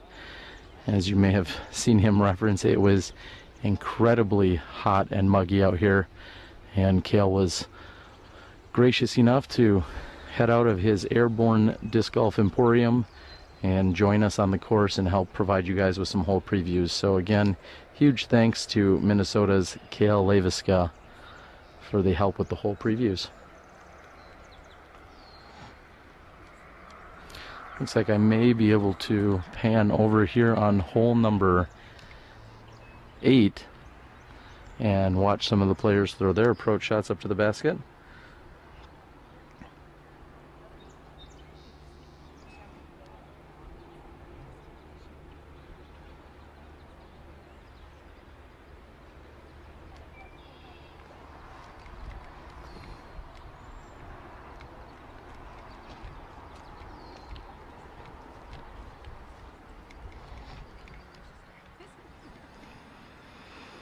I'd like to send a big thank you to everyone that's out there watching and tuned in here to Smashbox TV this morning. I'm your host, Terry Miller, the Disc Golf Guy. And if you could do us a favor and the sport of disc golf a favor, go out there and like, share, tweet, Instagram, do whatever you need to do. Let all your friends and family know that disc golf is happening right now, live and on the air. Many of you hook up your Roku or Wii or many other devices to a large screen TV. Certainly encourage you to do so. Sit back and relax. Take in some great disc golf action out here. Approximately 82 degrees. We're in Inver Grove Heights in Minnesota. Barely a cloud in the sky as the sun beats down on all of us competitors and spectators and media out here.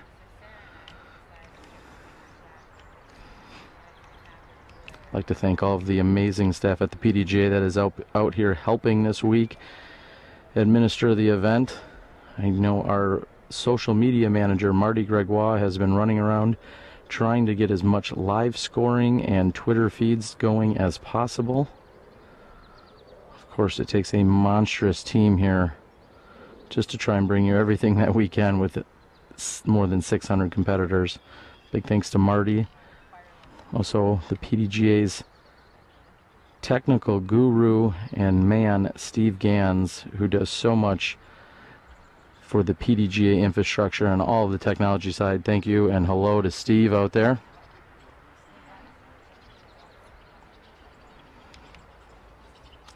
Creeping up on us on hole number 8. See a few competitors. I see Wisconsin's Nick Durr on the far right-hand side. We also have someone behind the tree right now throwing his approach. And unfortunately from one tree edge to another.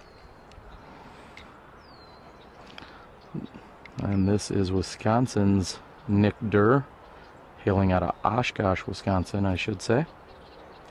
Nick has experienced some great success in the intermediate rankings and now is working his way up, sitting here in the top 25% at the AM World. Certainly a good place to be. And I think here shortly we're going to be live and on the tee with our leader card. And just like that, we are back to the action.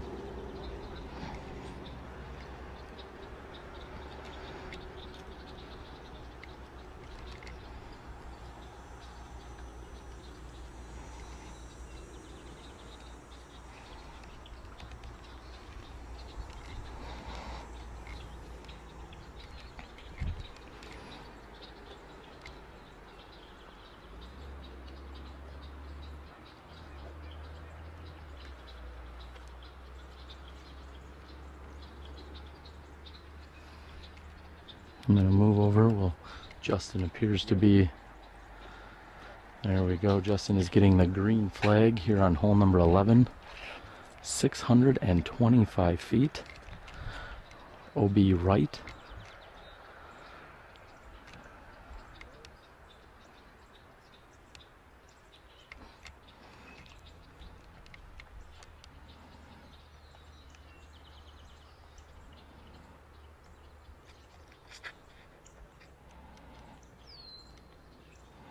And Justin has thrown a very nice looking shot. Hopefully he shots. We'll have a look at the pin from there so he can try and get up and down to take a birdie 3. This is Cody Greenfield.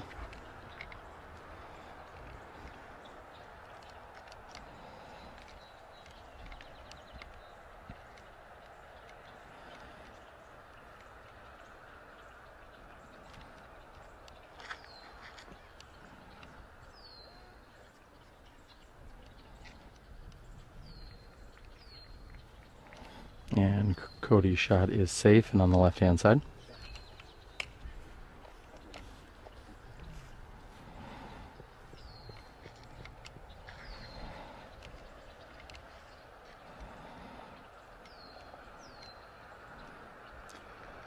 Third to tee is Jake Leputka.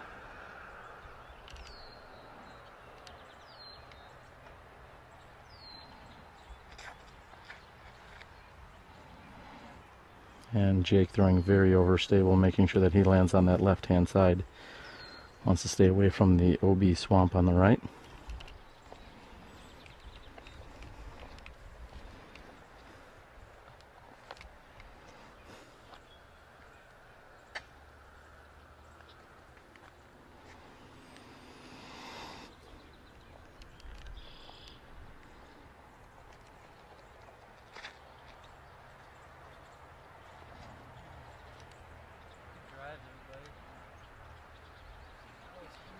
And Robert getting the green flag. All 4 of our leader cards safely make their drives here on hole number 11. Should be relatively smooth sailing from here on out. We're glad you're joining us. You're watching Smashbox TV, the 2014 Amateur World Championships.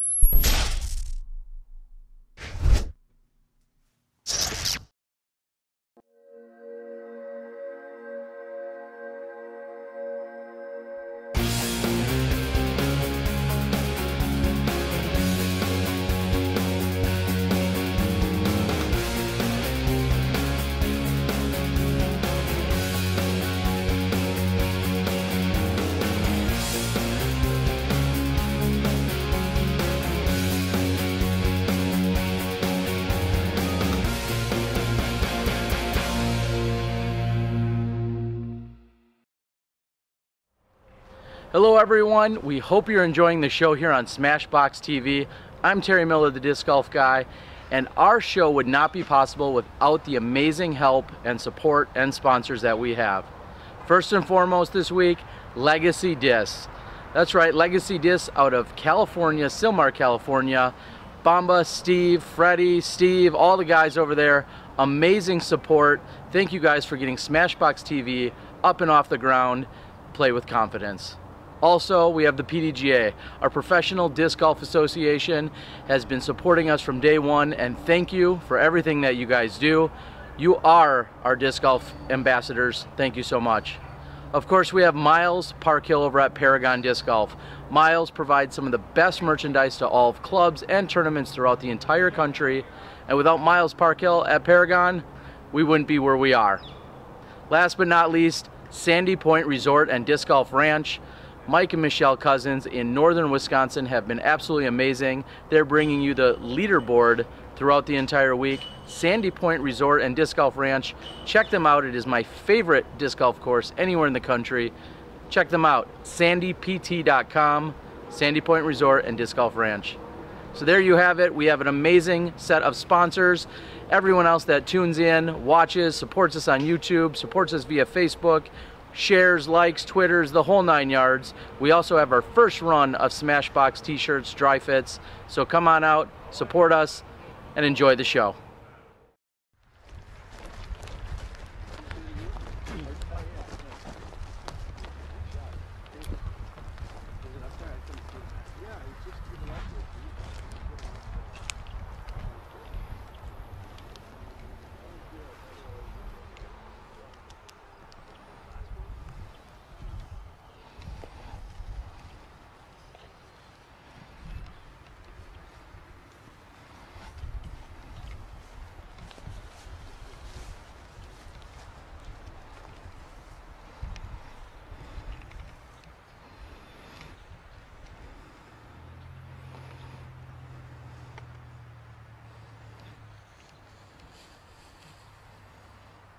And Robert throws a very nice turnover shot. Looks like those branches did not hurt him.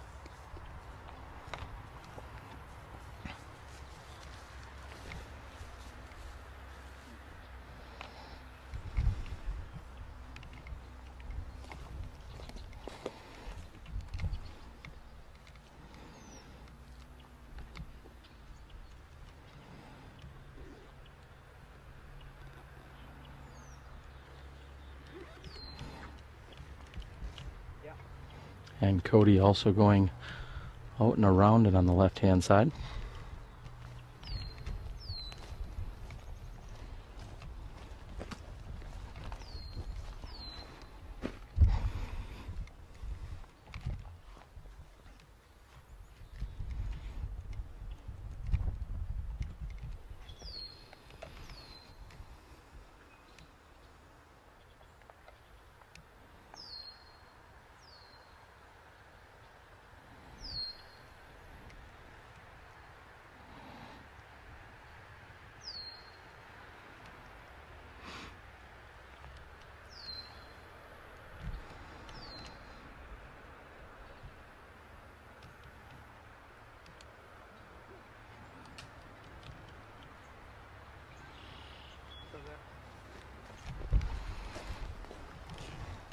And Justin's approach.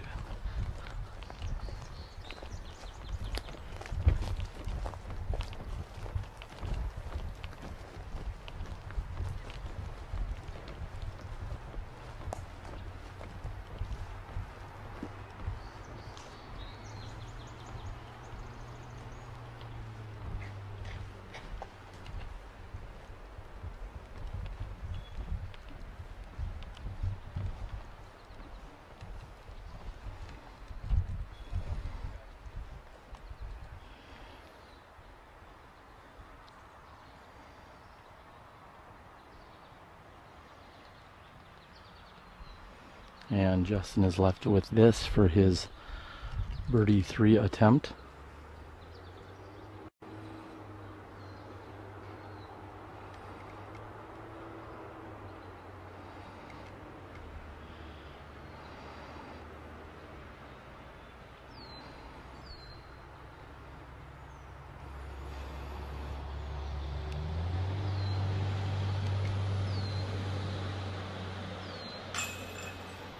And with authority, Justin puts in from just inside 25 feet.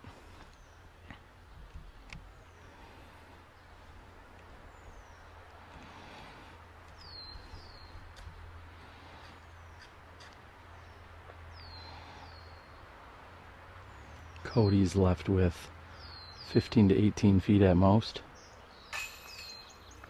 And somehow that goes in and comes out.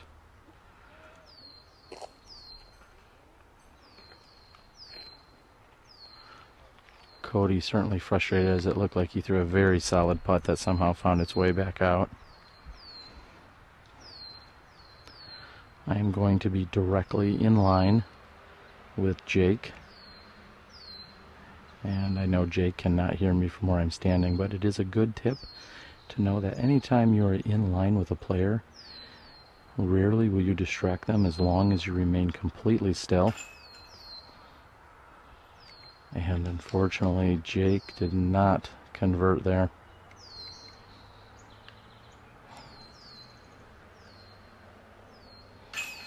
And Robert putting in for the birdie three.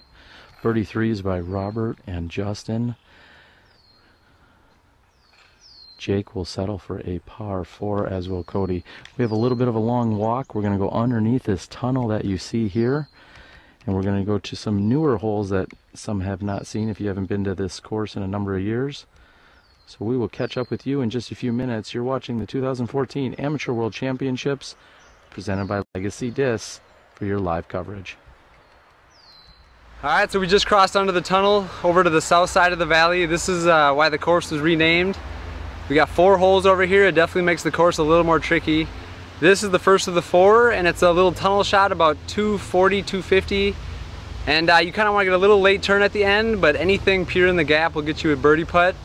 And you'd like to get your deuce because the next 3 holes are a lot trickier than this. So let's see what we can do with the putter shot.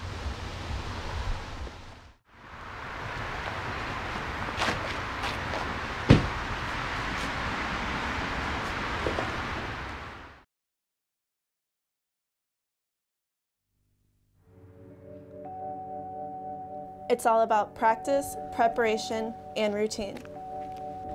Approaching the tee shot, I always line up my shot and check the wind direction.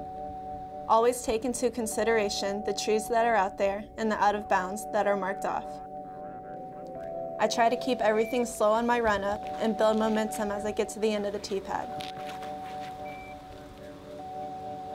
Trust your shot, believe in yourself, let the disc do the work. Legacy Discs. Play with confidence.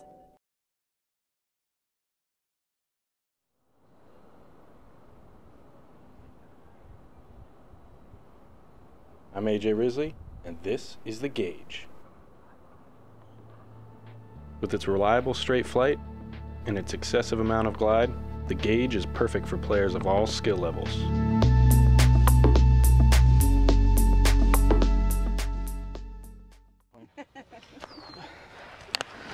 I'm going to use the restroom quick.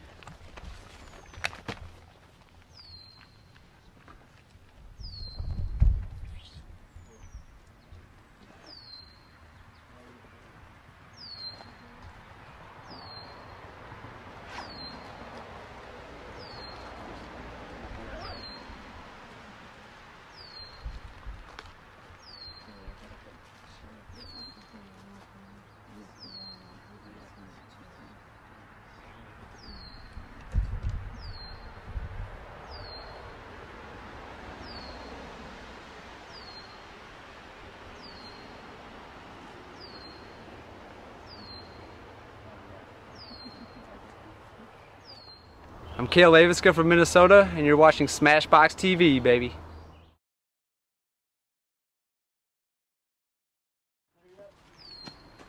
Nope.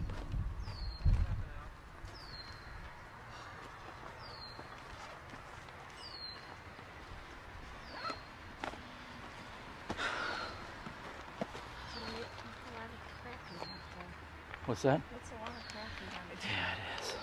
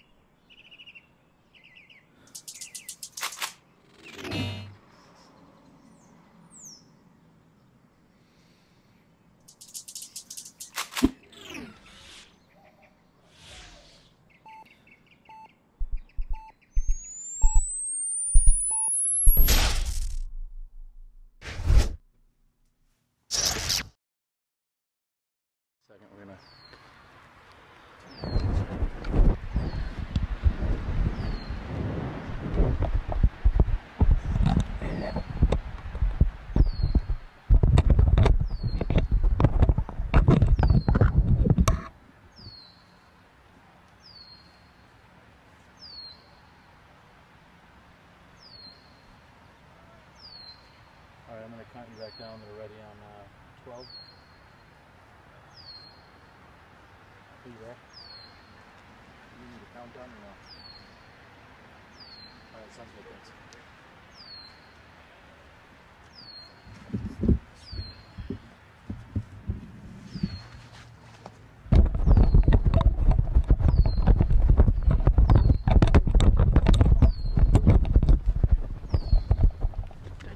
Yes, thank you.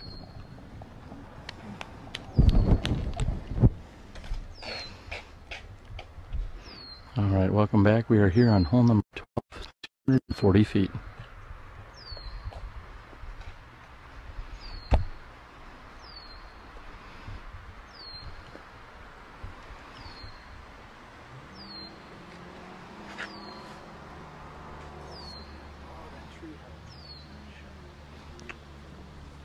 Good looking shot by Justin.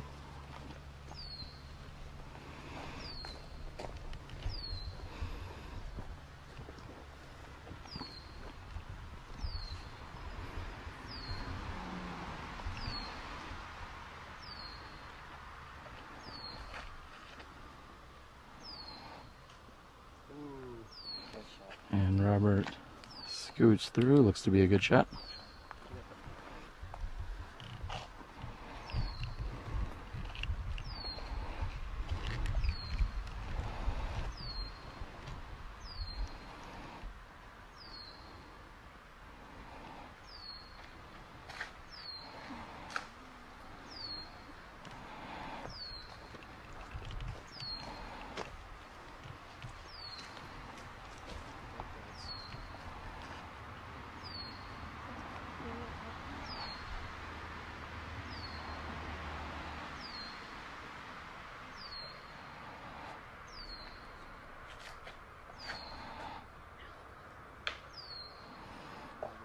And Jake has hit a tree on the left-hand side.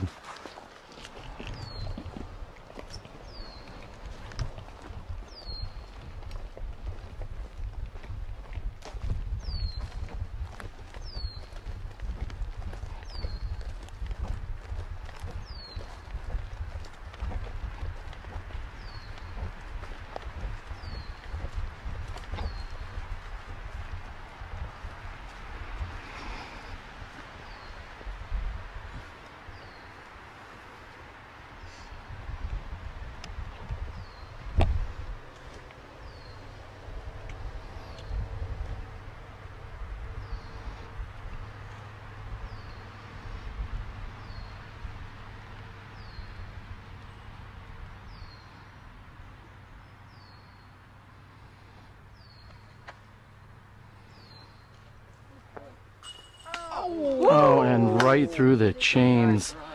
Very nice run by Cody. As you saw, it went straight through the chains. It was dialed in right out of his hand. However, it finishes just outside.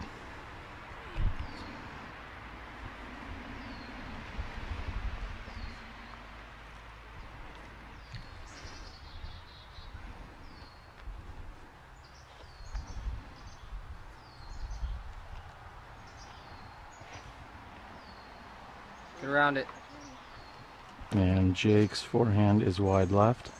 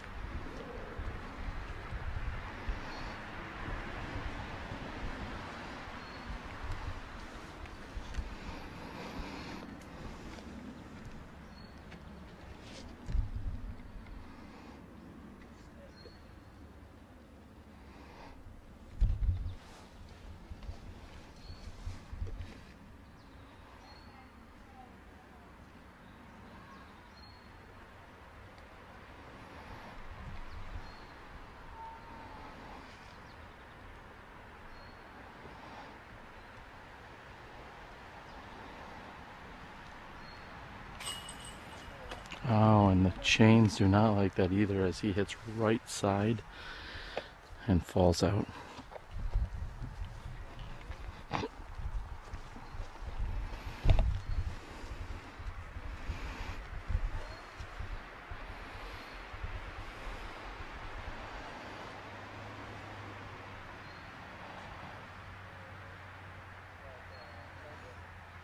And the players are confirming as to where everyone is at. Seems as if Justin's tee shot had gone deep of the pin. He looks to be about 30, maybe 35 feet deep at most. He should have a somewhat obstructed view here at the birdie putt. He's going to be straddling out to his left. Again, Justin, the Am World's putting champion here already this week. Knowing Justin from Wisconsin, I already knew that he was a very solid and consistent putter. And he's got a little obstruction here. Let's see what he can do. And just off the top. We are now on what is known as the south side of the valley here at the course. When I had visited here many years ago, these 4 holes did not exist. 12, 13, 14, and 15. These have all been added in the last few years. This was always known as the North Valley Disc Golf Course, and now is simply known as the Valley. And these additional 4 holes that you're seeing, I think, make a great addition to this course. This hole number 12. Hole 13. We'll show you that by Kale Leviska.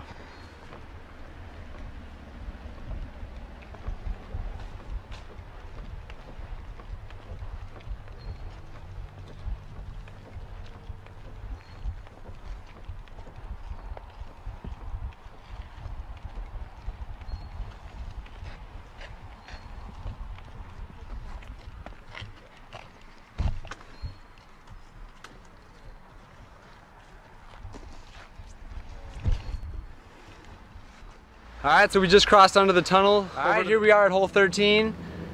This one plays about 360, slightly downhill. You want to throw a little punch shot through the first gap, and you really want to get a little skip shot to get over that hillside. This one is deuceable, but it's very tough. There's a lake on the right that does come into play. Some discs can be looking nice and they can cut roll right down in the lake. But you really just want to hit this initial gap, get past this first trees. At the very least, get yourself a 3. You won't be losing any strokes that way, so good luck.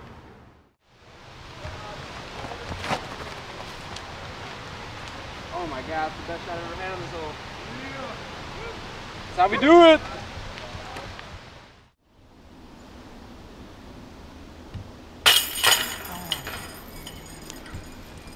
There's the deuce.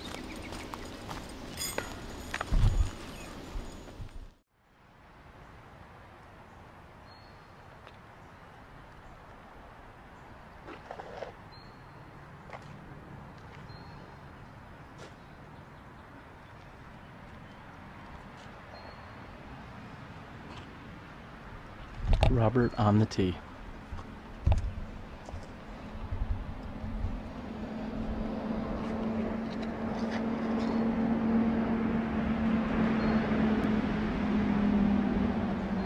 And like Kale Leviska in our preview, he has thrown a nearly perfect shot.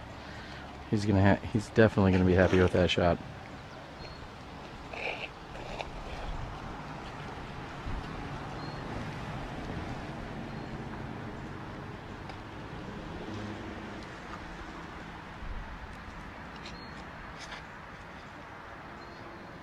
And Justin clips a little cabbage on the right hand side, and he looks to have a very nice shot as well.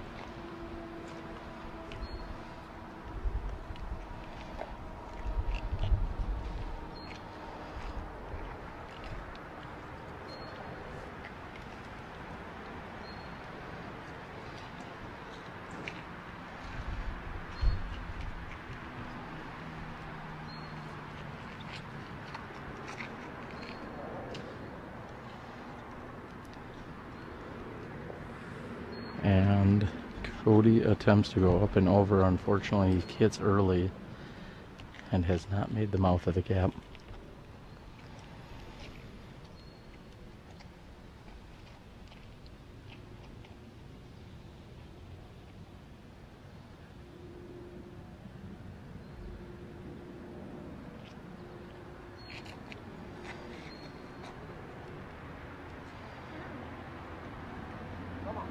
And Jake also has thrown a very nice shot. So 3 nearly perfect drives.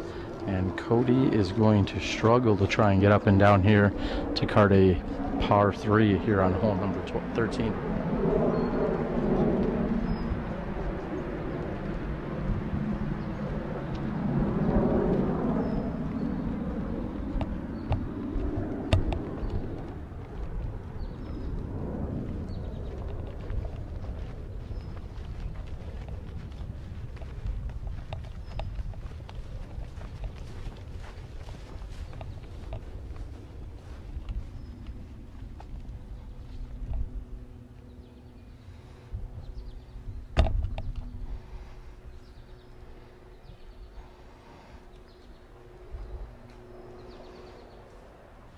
And Cody throws through the gap. He's going to be looking just to get up and down to card a par 4 here.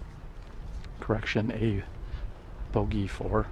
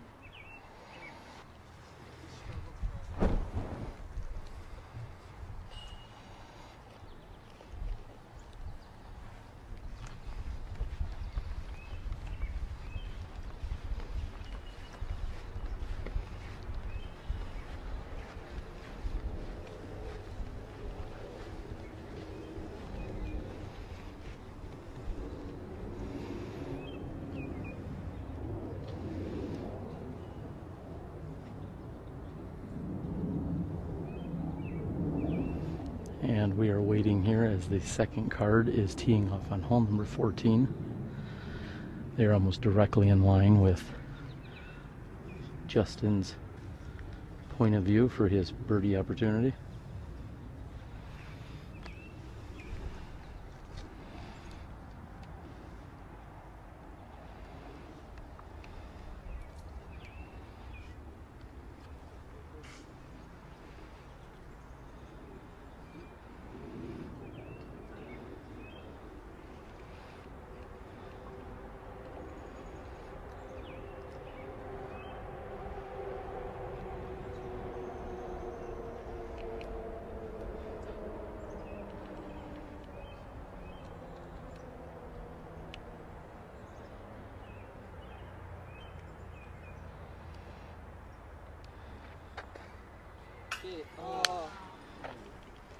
And Justin is just off the top of the chains.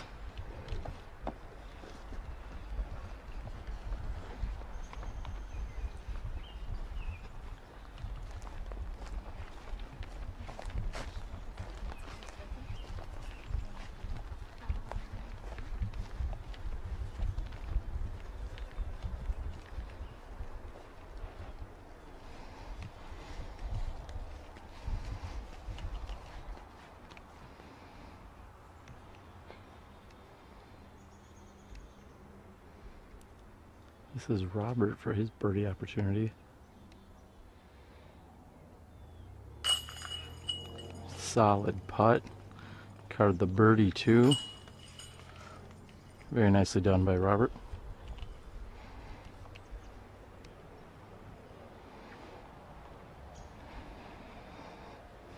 Jake looking to get back on track here after carding the bogey 4 on hole number 12.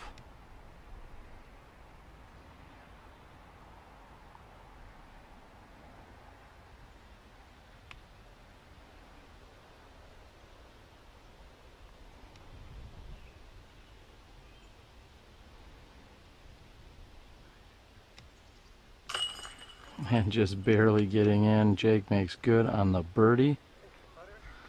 He's got to be happy with that. Cody is looking to card the bogey 4.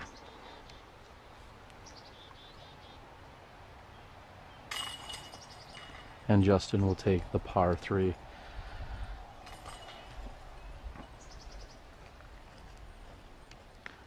That is the challenging yet beautiful hole number 13.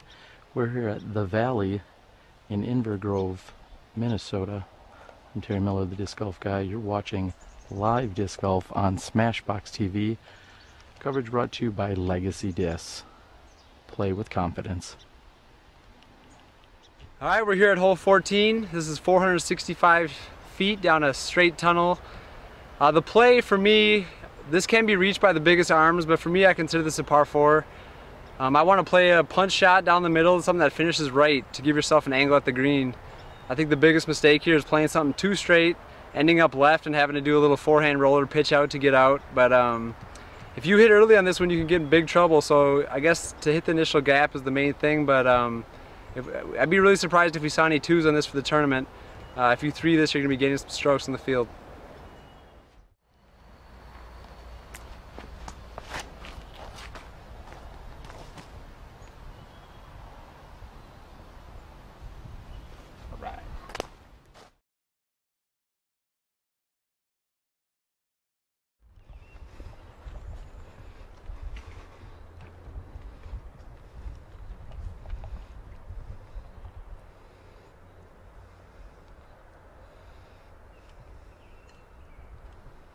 We're going to move over here to hole number 15. This is the putting green on 15.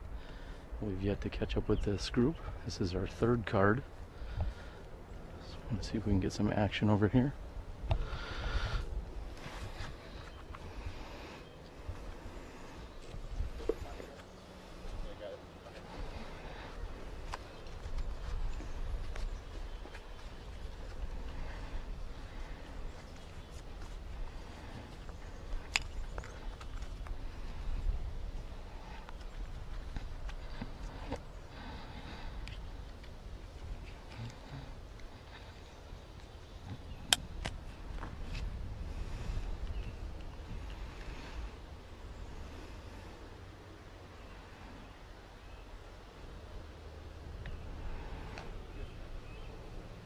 Very nice approach shot here on hole number 15.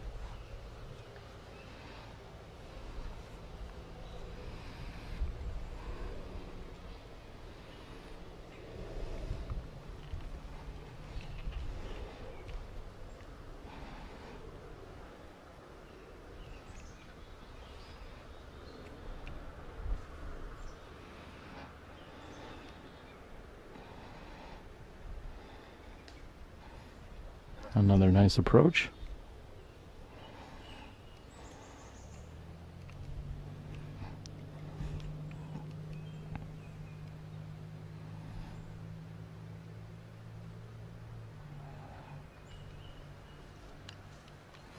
And not enough power there, as that approach shot was a little bit short and left. I'm going to see if we can move back over. I believe our leader card should be teeing off here momentarily.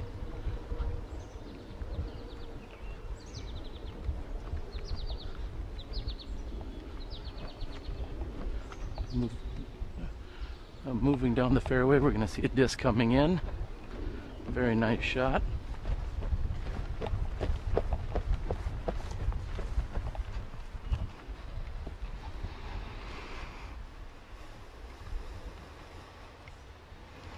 Now we will have Jake on the tee.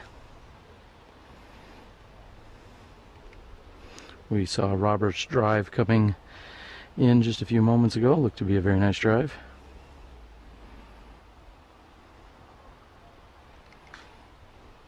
And just when Jake's shot was looking very nice, it clipped something on his left-hand side of the fairway.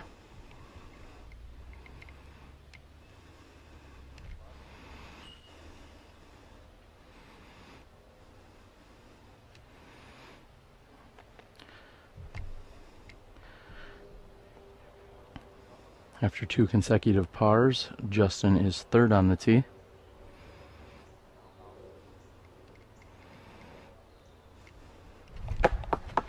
And Justin throwing a shot coming in and hitting the trees just above us and getting a little bit of a kick. He's going to have some work to do to get up and down from there.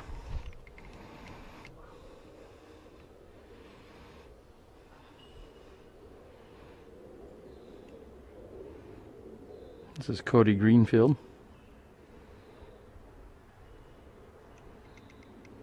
Coming straight at us and throwing a nearly perfect shot here on this tee of hole 14.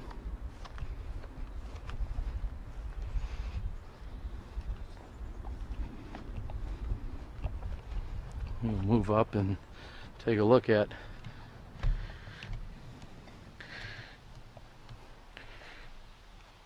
Cody throwing what looks to be a D2. If I could look at that correctly, upside down, a Prodigy D2 driver.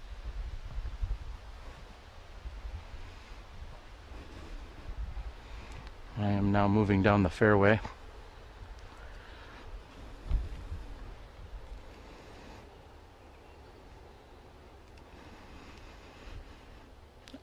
Although Jake did hit early, seems as if he has left himself in a decent position. He's going to have at least 300 feet to the pin. It's going to be a relatively straight shot with just a little bit of hyzer finish. And unfortunately, he has hit on the left-hand side again, and he's going to have a little bit tougher time getting in and out of there. As these players walk up the fairway, I'd like to briefly touch on something I mentioned earlier, which was when on hole 9 our players talked about being inside or outside of the circle. Use little air quotes there for you. The circle is typically referred to as a 10-meter circle that is around the entire basket in every direction. And anytime you are within that invisible 10-meter line, you are not able to fall over or follow through on your putt. It would be referred to as a falling putt, which is illegal. 10 meters for anyone inside the US, that approximately comes out to just short of 33 feet. I believe it's 32 feet and 9 inches. I'm sure we've got some math whizzes out there that can clarify. Basically, it's 33 feet. And Justin's going to have a turnover shot here. He's just got to line it up as to exactly the angle.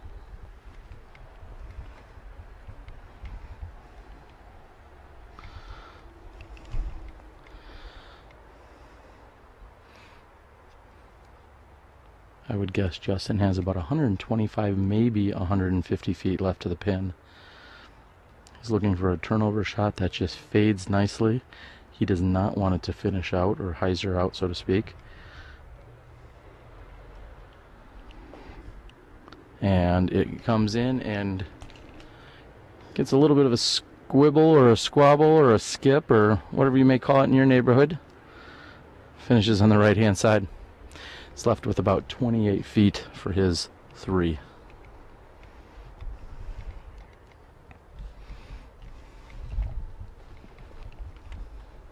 As I mentioned, Jake's going to have a little bit tougher time after throwing into the wooded area here on the left-hand side of the fairway.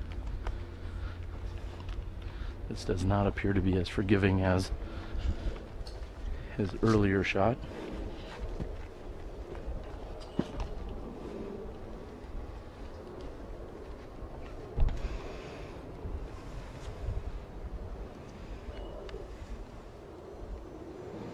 And you see Jake running around like a deer, perhaps, back there.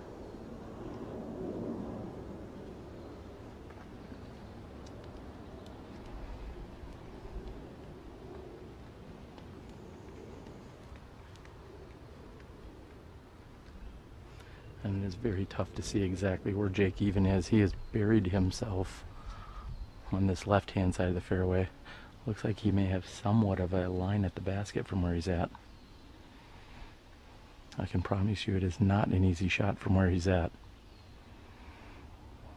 Nice out. And he makes a very, very nice out.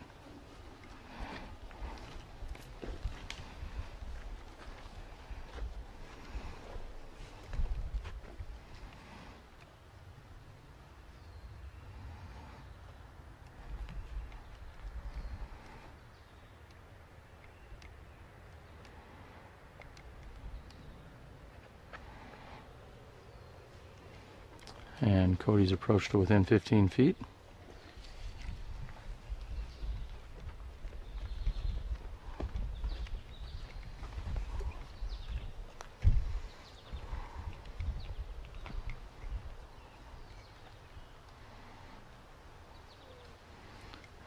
And just a bit deep for Robert.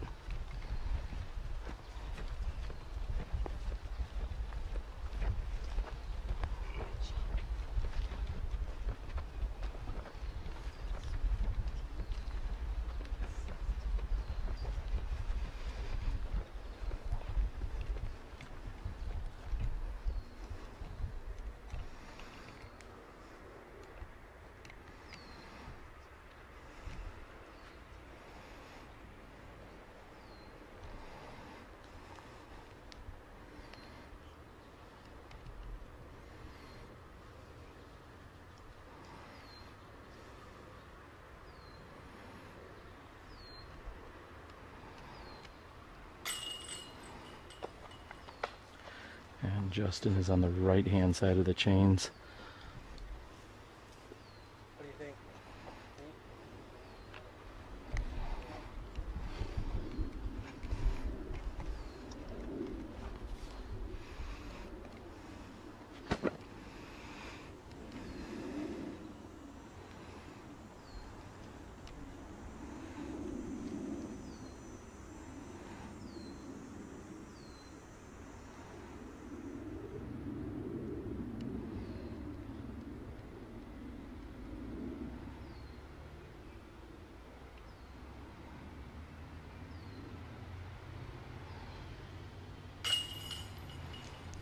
And also on the right hand side of the chains, Jake has relinquished a couple of strokes here to his group here on hole number 14.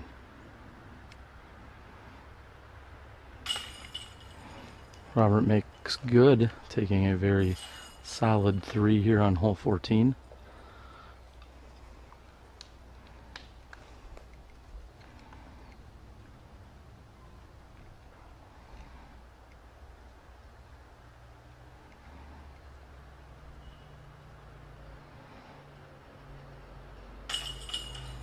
Justin makes good as well. Justin cards a 4.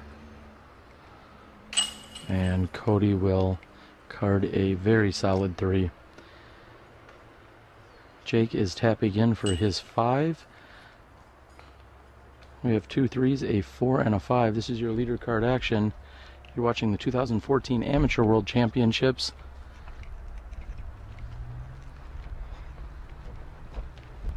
Alright, we're here at hole 14. This is 460 feet. We made it to hole 15, the last hole on the south side of the valley. This one is a very tricky par 4. A lot of players will play it straight up the middle, get themselves to a landing zone where they can get an opportunity at an up and down for a birdie 3.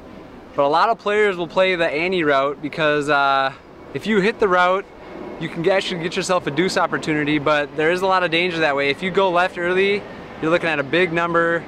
And if you go ante, it's really easy to go too long. So the play if you're gonna go Anheuser is to really knife one, make shorter than you even think, and you might be surprised with the deuce look. So let's see what we can do with the Anheuser route. That's what I usually take.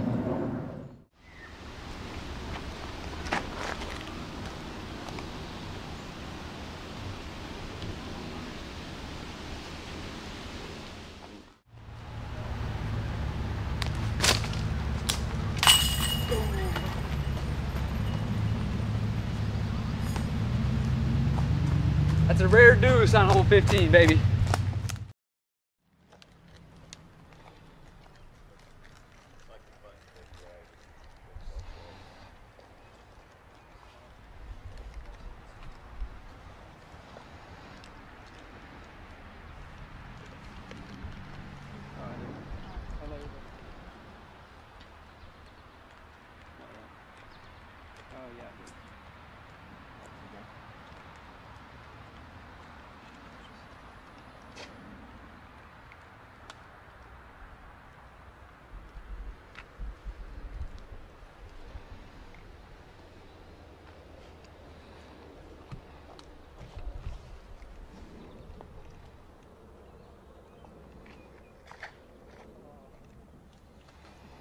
And Robert's shot looks to be carrying right, hoping for it to get through. He says he's going to take it. Must not have been as bad as he thought it was.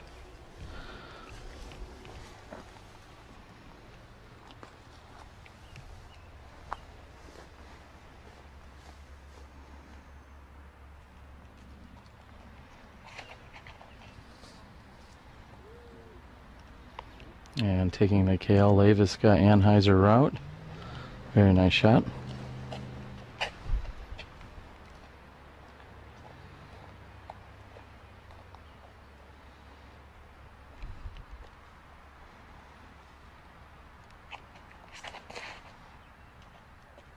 Justin also throwing a very nice looking shot.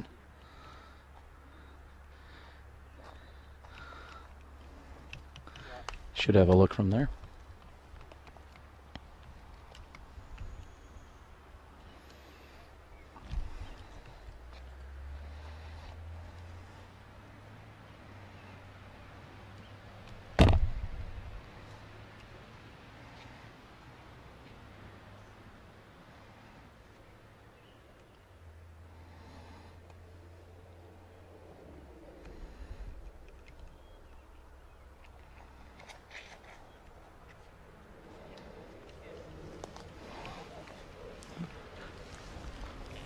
Jake trying to play the skip shot here to the right.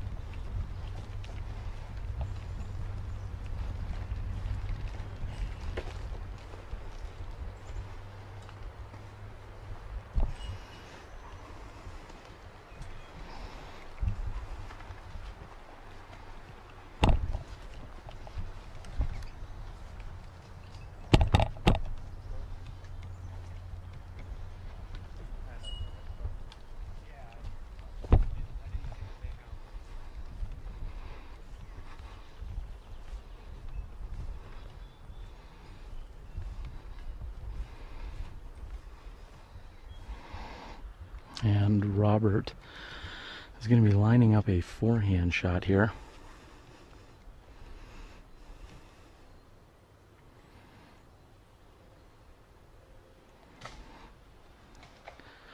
Correction, it looks like he was going for an overhand to try and fight through everything.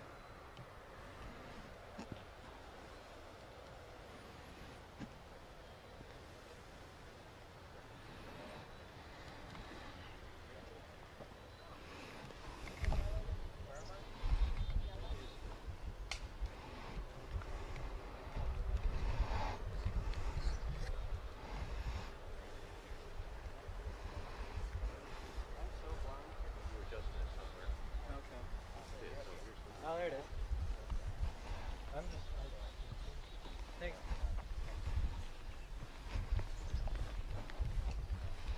Jake will be throwing next after throwing his forehand drive off the tee.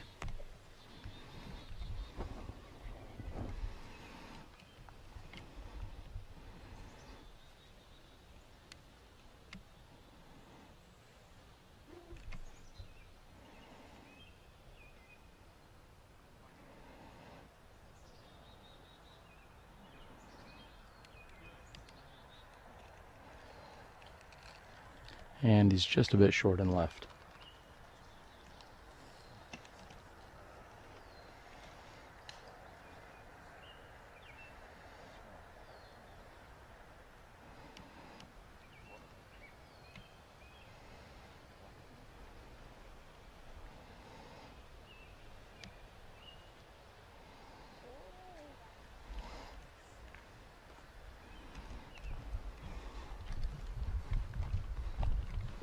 Justin still has a birdie opportunity here, hole number 15.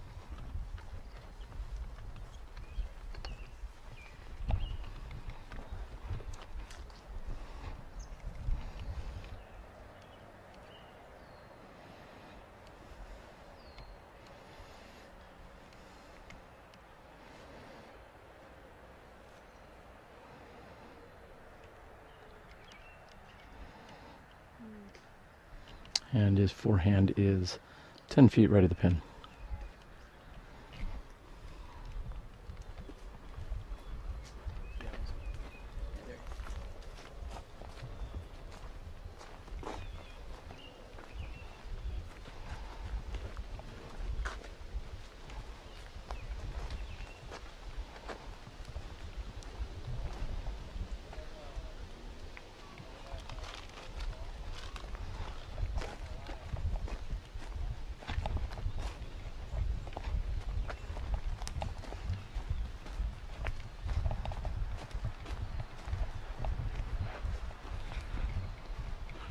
Robert getting a clarification from his group, which is always a great idea, as to if he can move a log or some debris. In the meantime, I almost completely wiped out walking backwards. Some of the challenges here with our live broadcast. All right, Robert is in position. This is going to be his third shot. Throws a forehand, and he's left himself within 15 feet. We will be moving back to the other side of the course in just a few moments. Our signal strength should be a little bit stronger over there.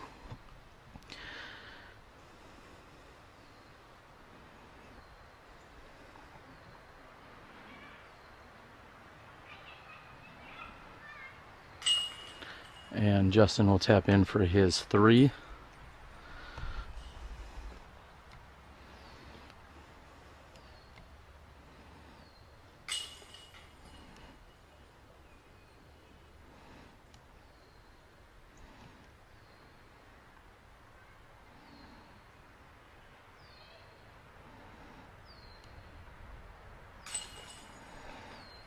And there you have it. As the rest of the players tap in, this is hole number 15. We've got a little bit of a hike before we get over to 16. You're watching Smashbox TV. I'm Terry Miller, the Disc Golf Guy, and we will be with you in a few minutes.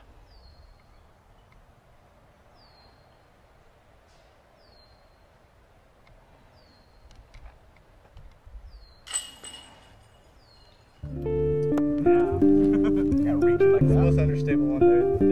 I can't reach like that.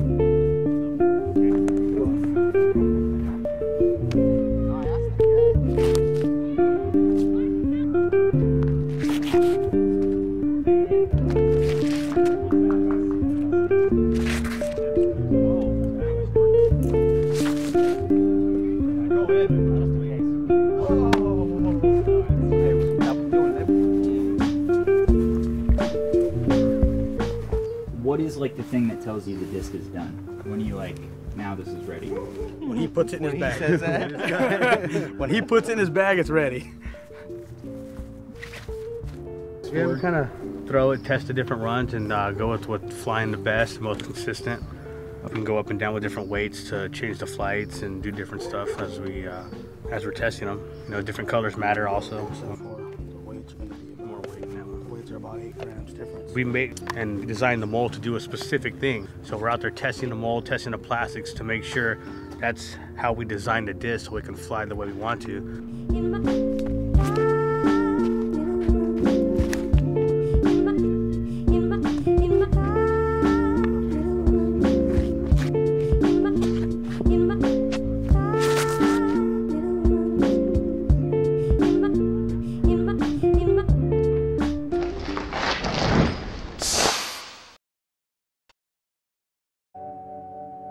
It's all about practice, preparation, and routine. Approaching the tee shot, I always line up my shot and check the wind direction. Always take into consideration the trees that are out there and the out of bounds that are marked off. I try to keep everything slow on my run up and build momentum as I get to the end of the tee pad. Trust your shot, believe in yourself, let the disc do the work. Legacy Disc. Play with confidence. All right, so we're back under the tunnel here on the north side of the valley. This is hole 16, about 430, slightly downhill. And this one you want to throw a nice power shot, punch shot, something that finishes left, penetrates the gap. And if you hit the gap correctly, it'll actually skip up to the hole and give you a birdie opportunity. If you're two in this one, you might get a lot of strokes because this is a very fordable hole. But yeah, if you hit the gap, you have a very good chance because they cleaned everything out to skip right up to the basket. And you do have the swamp on the right. It's always in danger out here at the valley. And if you yank your shot, you will be out of bounds and may not get it back. So hopefully you guys peer this one. Let's see what I can do here.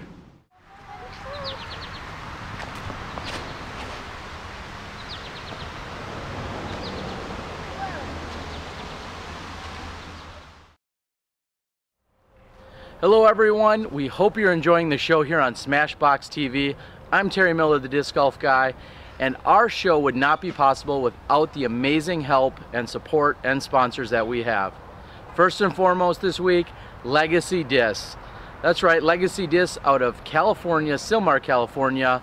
Bamba, Steve, Freddie, Steve, all the guys over there, amazing support. Thank you guys for getting Smashbox TV up and off the ground. Play with confidence.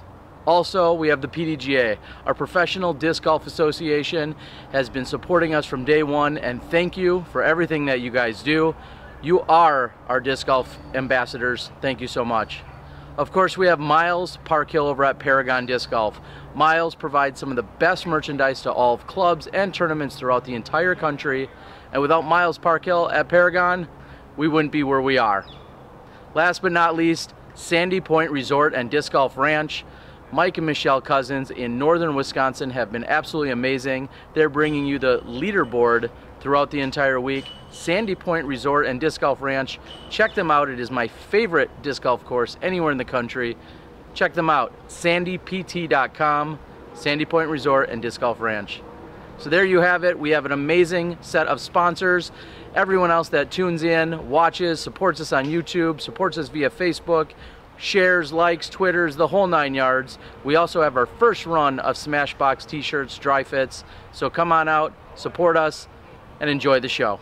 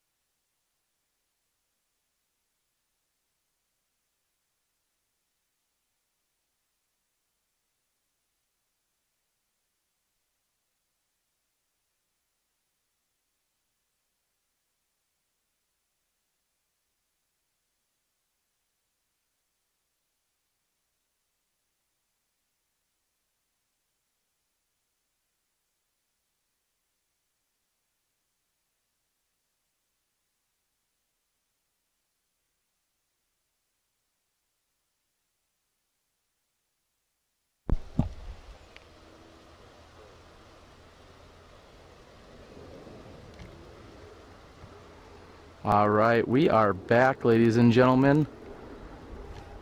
I am here on hole number 16.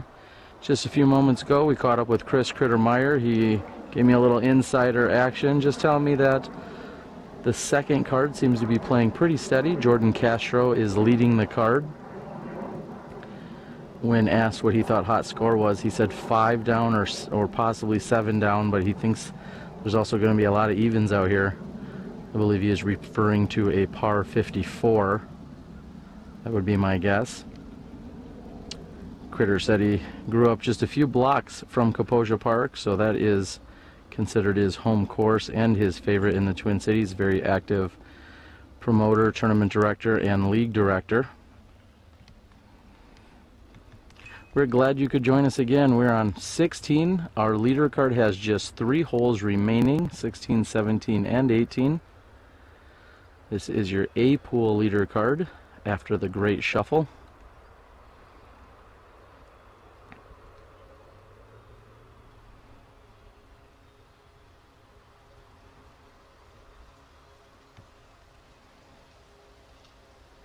Cody Greenfield on the tee.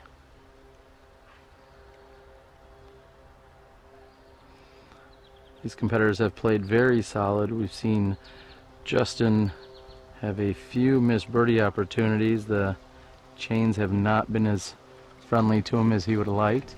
We're hearing lots of action, and sure enough, Cody's shot comes through. It looks like he went a little wider than he was hoping for. I was expecting to see the flight path of that entire disc.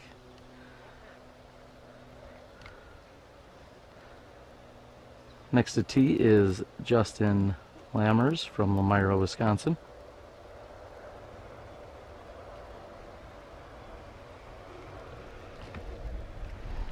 And Justin throwing a very nice shot, and it has stopped. He is going to be within 15 feet of the green.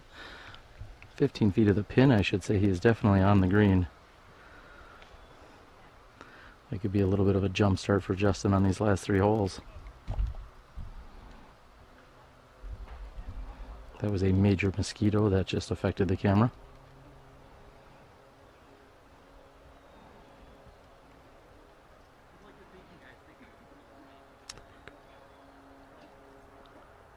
This is Jake Laputka from Eugene, Oregon.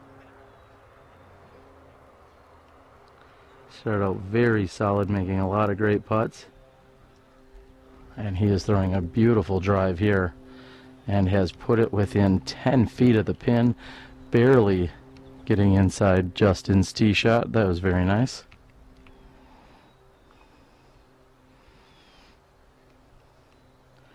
Robert Smith going a little bit lower, coming in directly above us, and he is wide right.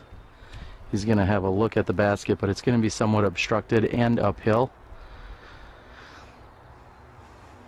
I think we're going to be looking at a par 3. And as I said, our first tee shot in Cody, he's going to be looking just to get up and down, hopefully card a par 3. He's going to have some trees to navigate.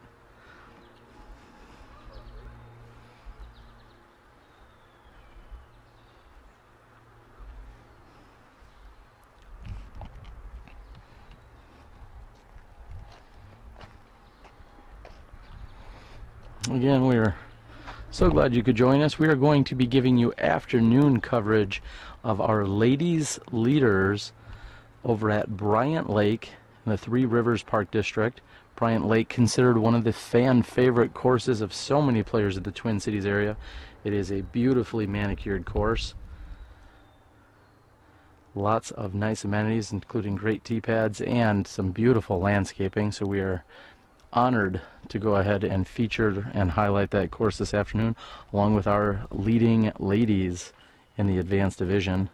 There was a very close battle going on this week, and we expect them to put on a good show for us this afternoon. Tune in at 1 p.m. Central Time right here on Smashbox TV.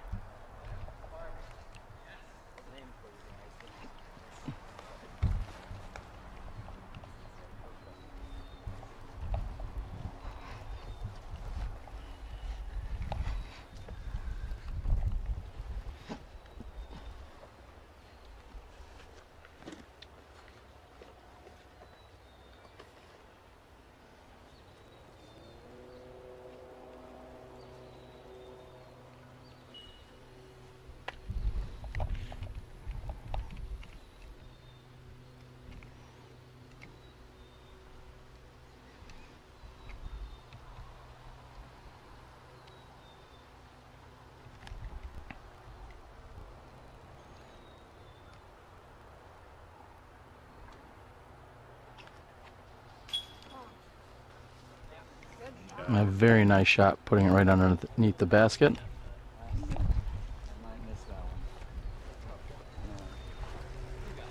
And we'll help Robert locate his disc. He's up a little bit further.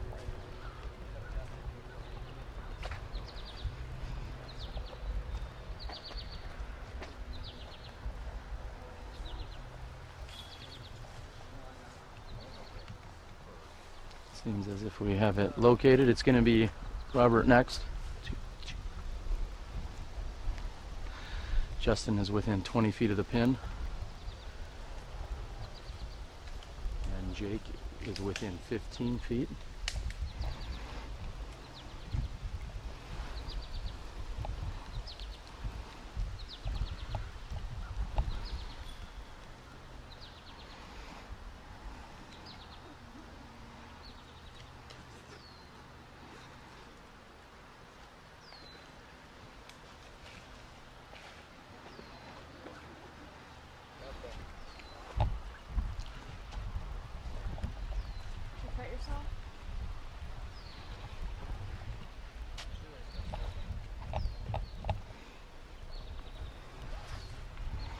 Although it will be somewhat dark due to the shaded nature up there. Try and see what we can give you here for Justin. Is going to be looking at a birdie 2 opportunity here. As I mentioned, he has at most 18 feet to the pin.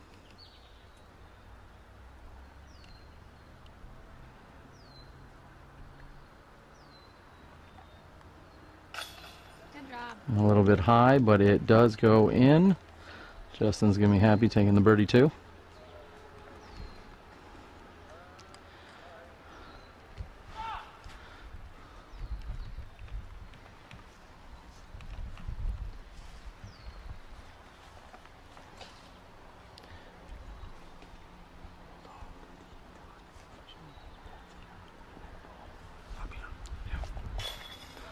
And Robert puts in for his 3.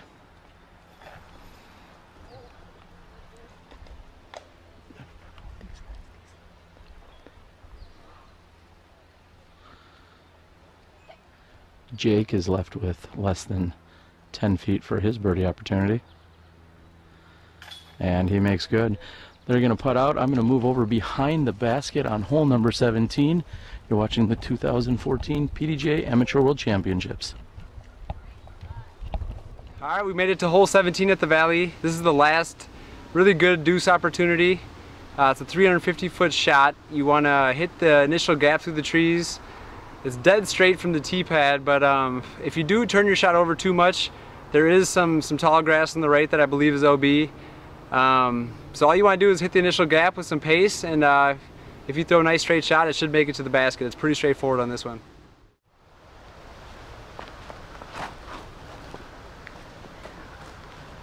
Come on, baby. Oh. Hi, I'm Des Redding, and you're watching live disc golf on Smashbox TV. Check it out.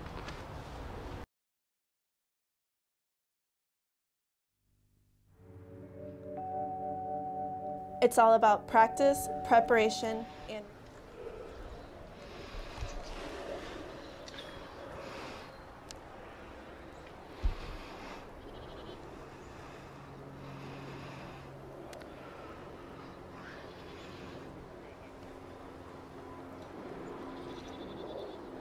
And with that birdie on hole number 16, Justin Lammers is on the tee.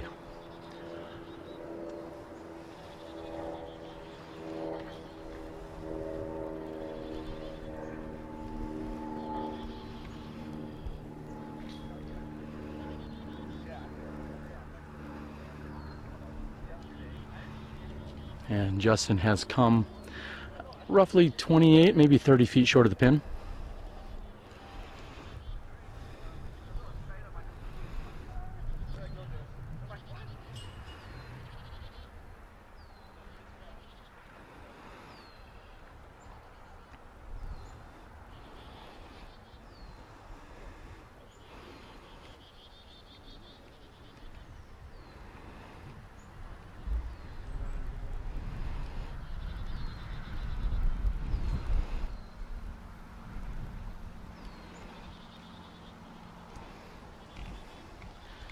And Jake's shot is pin high, however it is at least 45 feet left of the pin.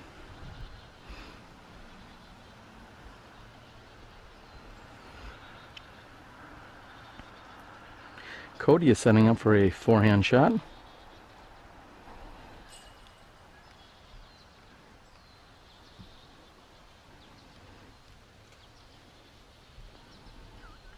And very nice, within 25 feet.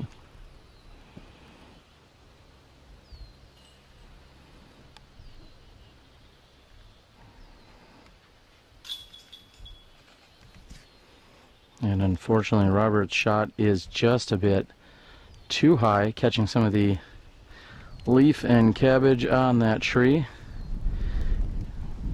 Barring a long throw in, he's going to be looking at just a par 3 here. While they walk up the fairway, I'm going to move over here, see if we can get some action on hole number 7.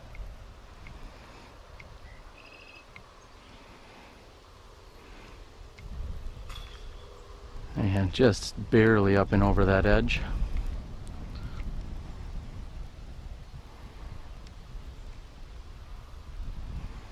Hole 7 sitting perched on that hillside, as Cale had discussed. Provides a little bit of a daunting task when putting. We also have Wisconsin's Lon Riley. Lon will be lining up from 8 feet, making sure, and he puts in.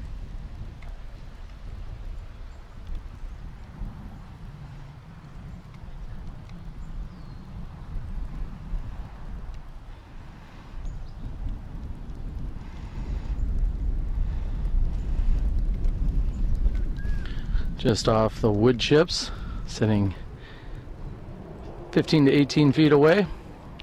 Robert will be left with that for his par 3.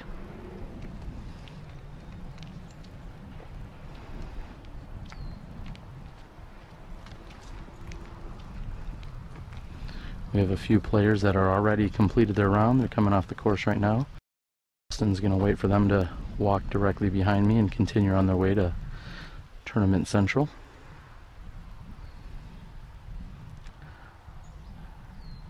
Justin appears to be just inside 30 feet for this putt.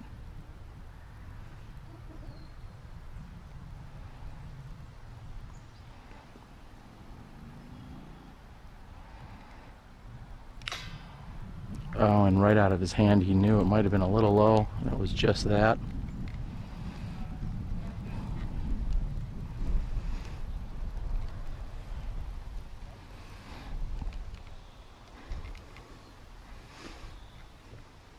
Jake getting a little socializing in with one of his buddies. I saw him talking to him before the round.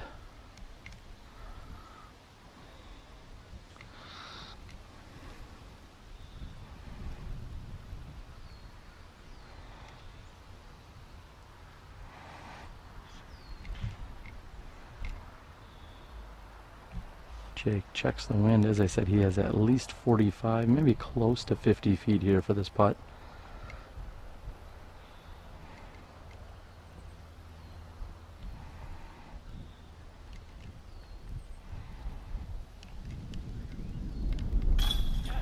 And just as he started the round,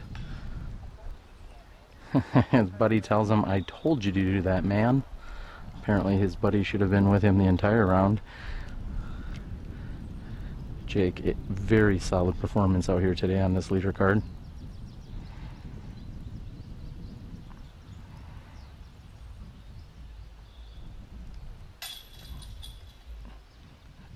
And Cody's opportunity for birdie is high and left.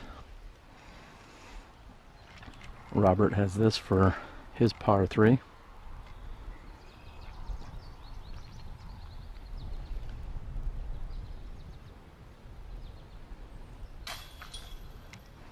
And he makes good on that. Looks like Jake will be taking the tee with his birdie 2. The other 3 card mates are all carding par 3s. We're through 17 holes, just one to go. You're watching Live Disc Golf presented by Smashbox TV and Legacy Discs. So the 2014 Amateur World Championships. Okay, we made it to hole 18 at the Valley on this blistering hot, humid day. This hole is a long drive. We got about 465 to get to the basket. The woods is tight on both sides of the green. So for the big throwers, they have a chance to get across the path, which is about 410, 415, to give yourself a putt at it. But if you miss left or right, you can really be in danger. So a smart play for a lot of these amateurs will be to play it short, throw their upshot, get up and down, take a 3. But some of the big arms might challenge this hole for a deuce. But I hope our course description and walkthrough was helpful for you guys at home that don't know this course. And I just want to wish good luck to all the amateurs playing this weekend, all 700 of them, and especially those Minnesotans. Let's go.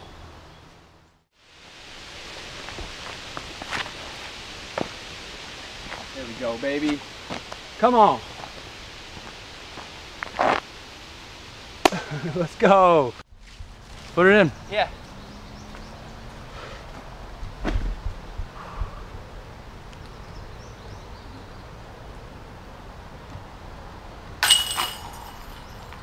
That's the Valley.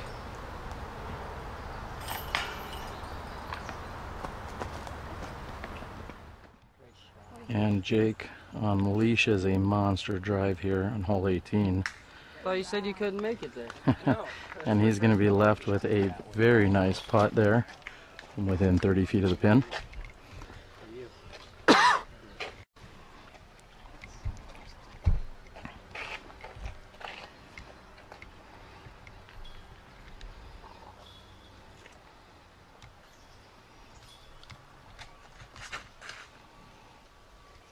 Justin also throwing a very nice turnover shot. Looking for a little skip, and he's also on the dance floor. Beautiful shot by Justin Lammers.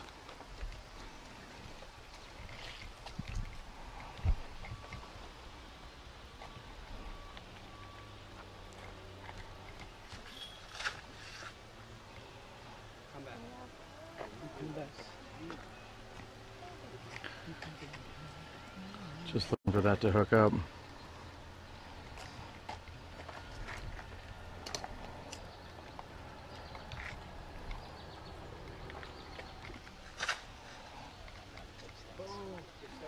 And Robert's going to need that to hook up. And that puts him on the green as well. 4 excellent drives here by our leader card. I know. I was like, I knew there was something I had to pick up, and I'm looking for my bag. I've only got your bag, man. I love you so much. I don't know. I saw you carry 4 bags. Yeah, I was carrying 4 bags. That's the equivalent of like 6 chairs. I guess a couple of them wanted to hand me bags. But see, they already have bags.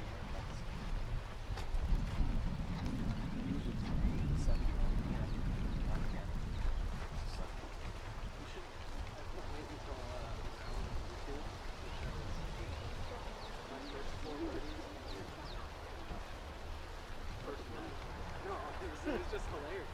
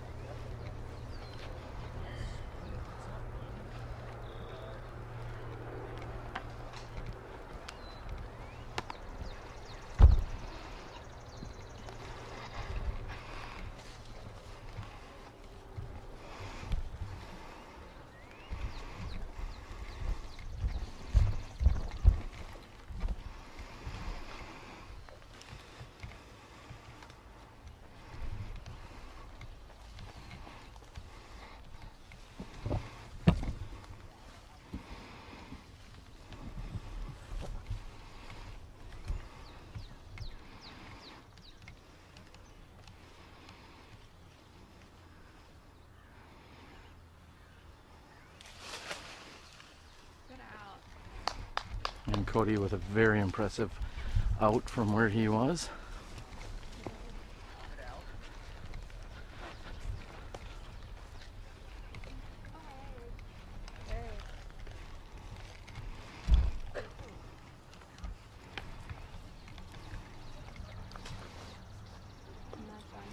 And Robert going with the running jump putt. Comes up just a bit wide right. Out.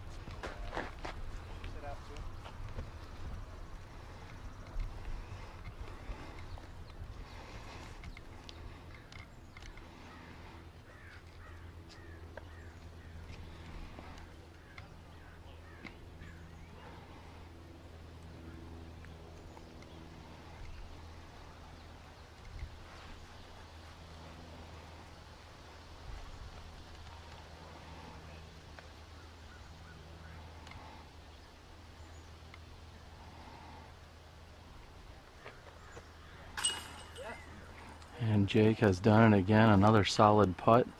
Carded the birdie. He has made good on 16, 17, and 18 to finish here today.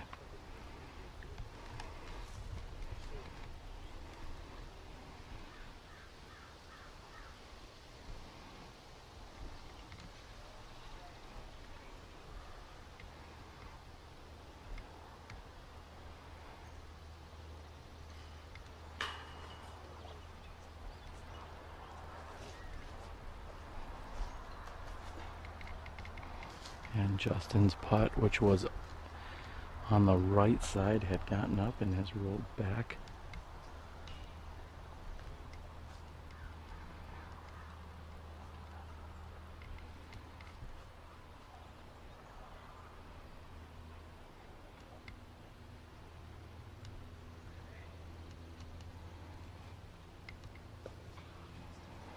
And Justin is going to finish with a bogey 4 here on hole number 18. Definitely just a bit off here on the putting green today. He is normally one of the most phenomenal putters here at this World Championships. And unfortunately, a few bad breaks and just a bit off. Robert will be putting in for his 3, as does Cody. So there you have it. We're gonna let these guys count their scorecards and then we will check back with them in a few minutes. You've just watched the leader card action of the A pool here at the 2014 PDGA Amateur World Championships. You're watching live on Smashbox TV. Live AmWorlds coverage brought to you by Legacy Discs.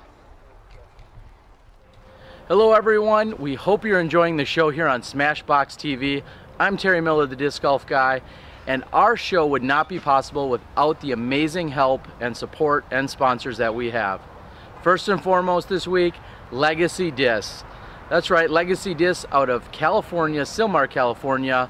Bamba, Steve, Freddie, Steve, all the guys over there, amazing support. Thank you guys for getting Smashbox TV up and off the ground. Play with confidence. Also, we have the PDGA. Our Professional Disc Golf Association has been supporting us from day one, and thank you for everything that you guys do. You are our disc golf ambassadors. Thank you so much. Of course, we have Miles Parkhill over at Paragon Disc Golf. Miles provides some of the best merchandise to all of clubs and tournaments throughout the entire country, and without Miles Parkhill at Paragon, we wouldn't be where we are. Last but not least, Sandy Point Resort and Disc Golf Ranch. Mike and Michelle Cousins in northern Wisconsin have been absolutely amazing. They're bringing you the leaderboard throughout the entire week. Sandy Point Resort and Disc Golf Ranch. Check them out. It is my favorite disc golf course anywhere in the country. Check them out. sandypt.com, Sandy Point Resort and Disc Golf Ranch. So there you have it. We have an amazing set of sponsors. Everyone else that tunes in, watches, supports us on YouTube, supports us via Facebook, shares, likes, Twitters, the whole 9 yards. We also have our first run of Smashbox t-shirts, dry fits. So come on out, support us, and enjoy the show. Yeah, I got mine right. Jason.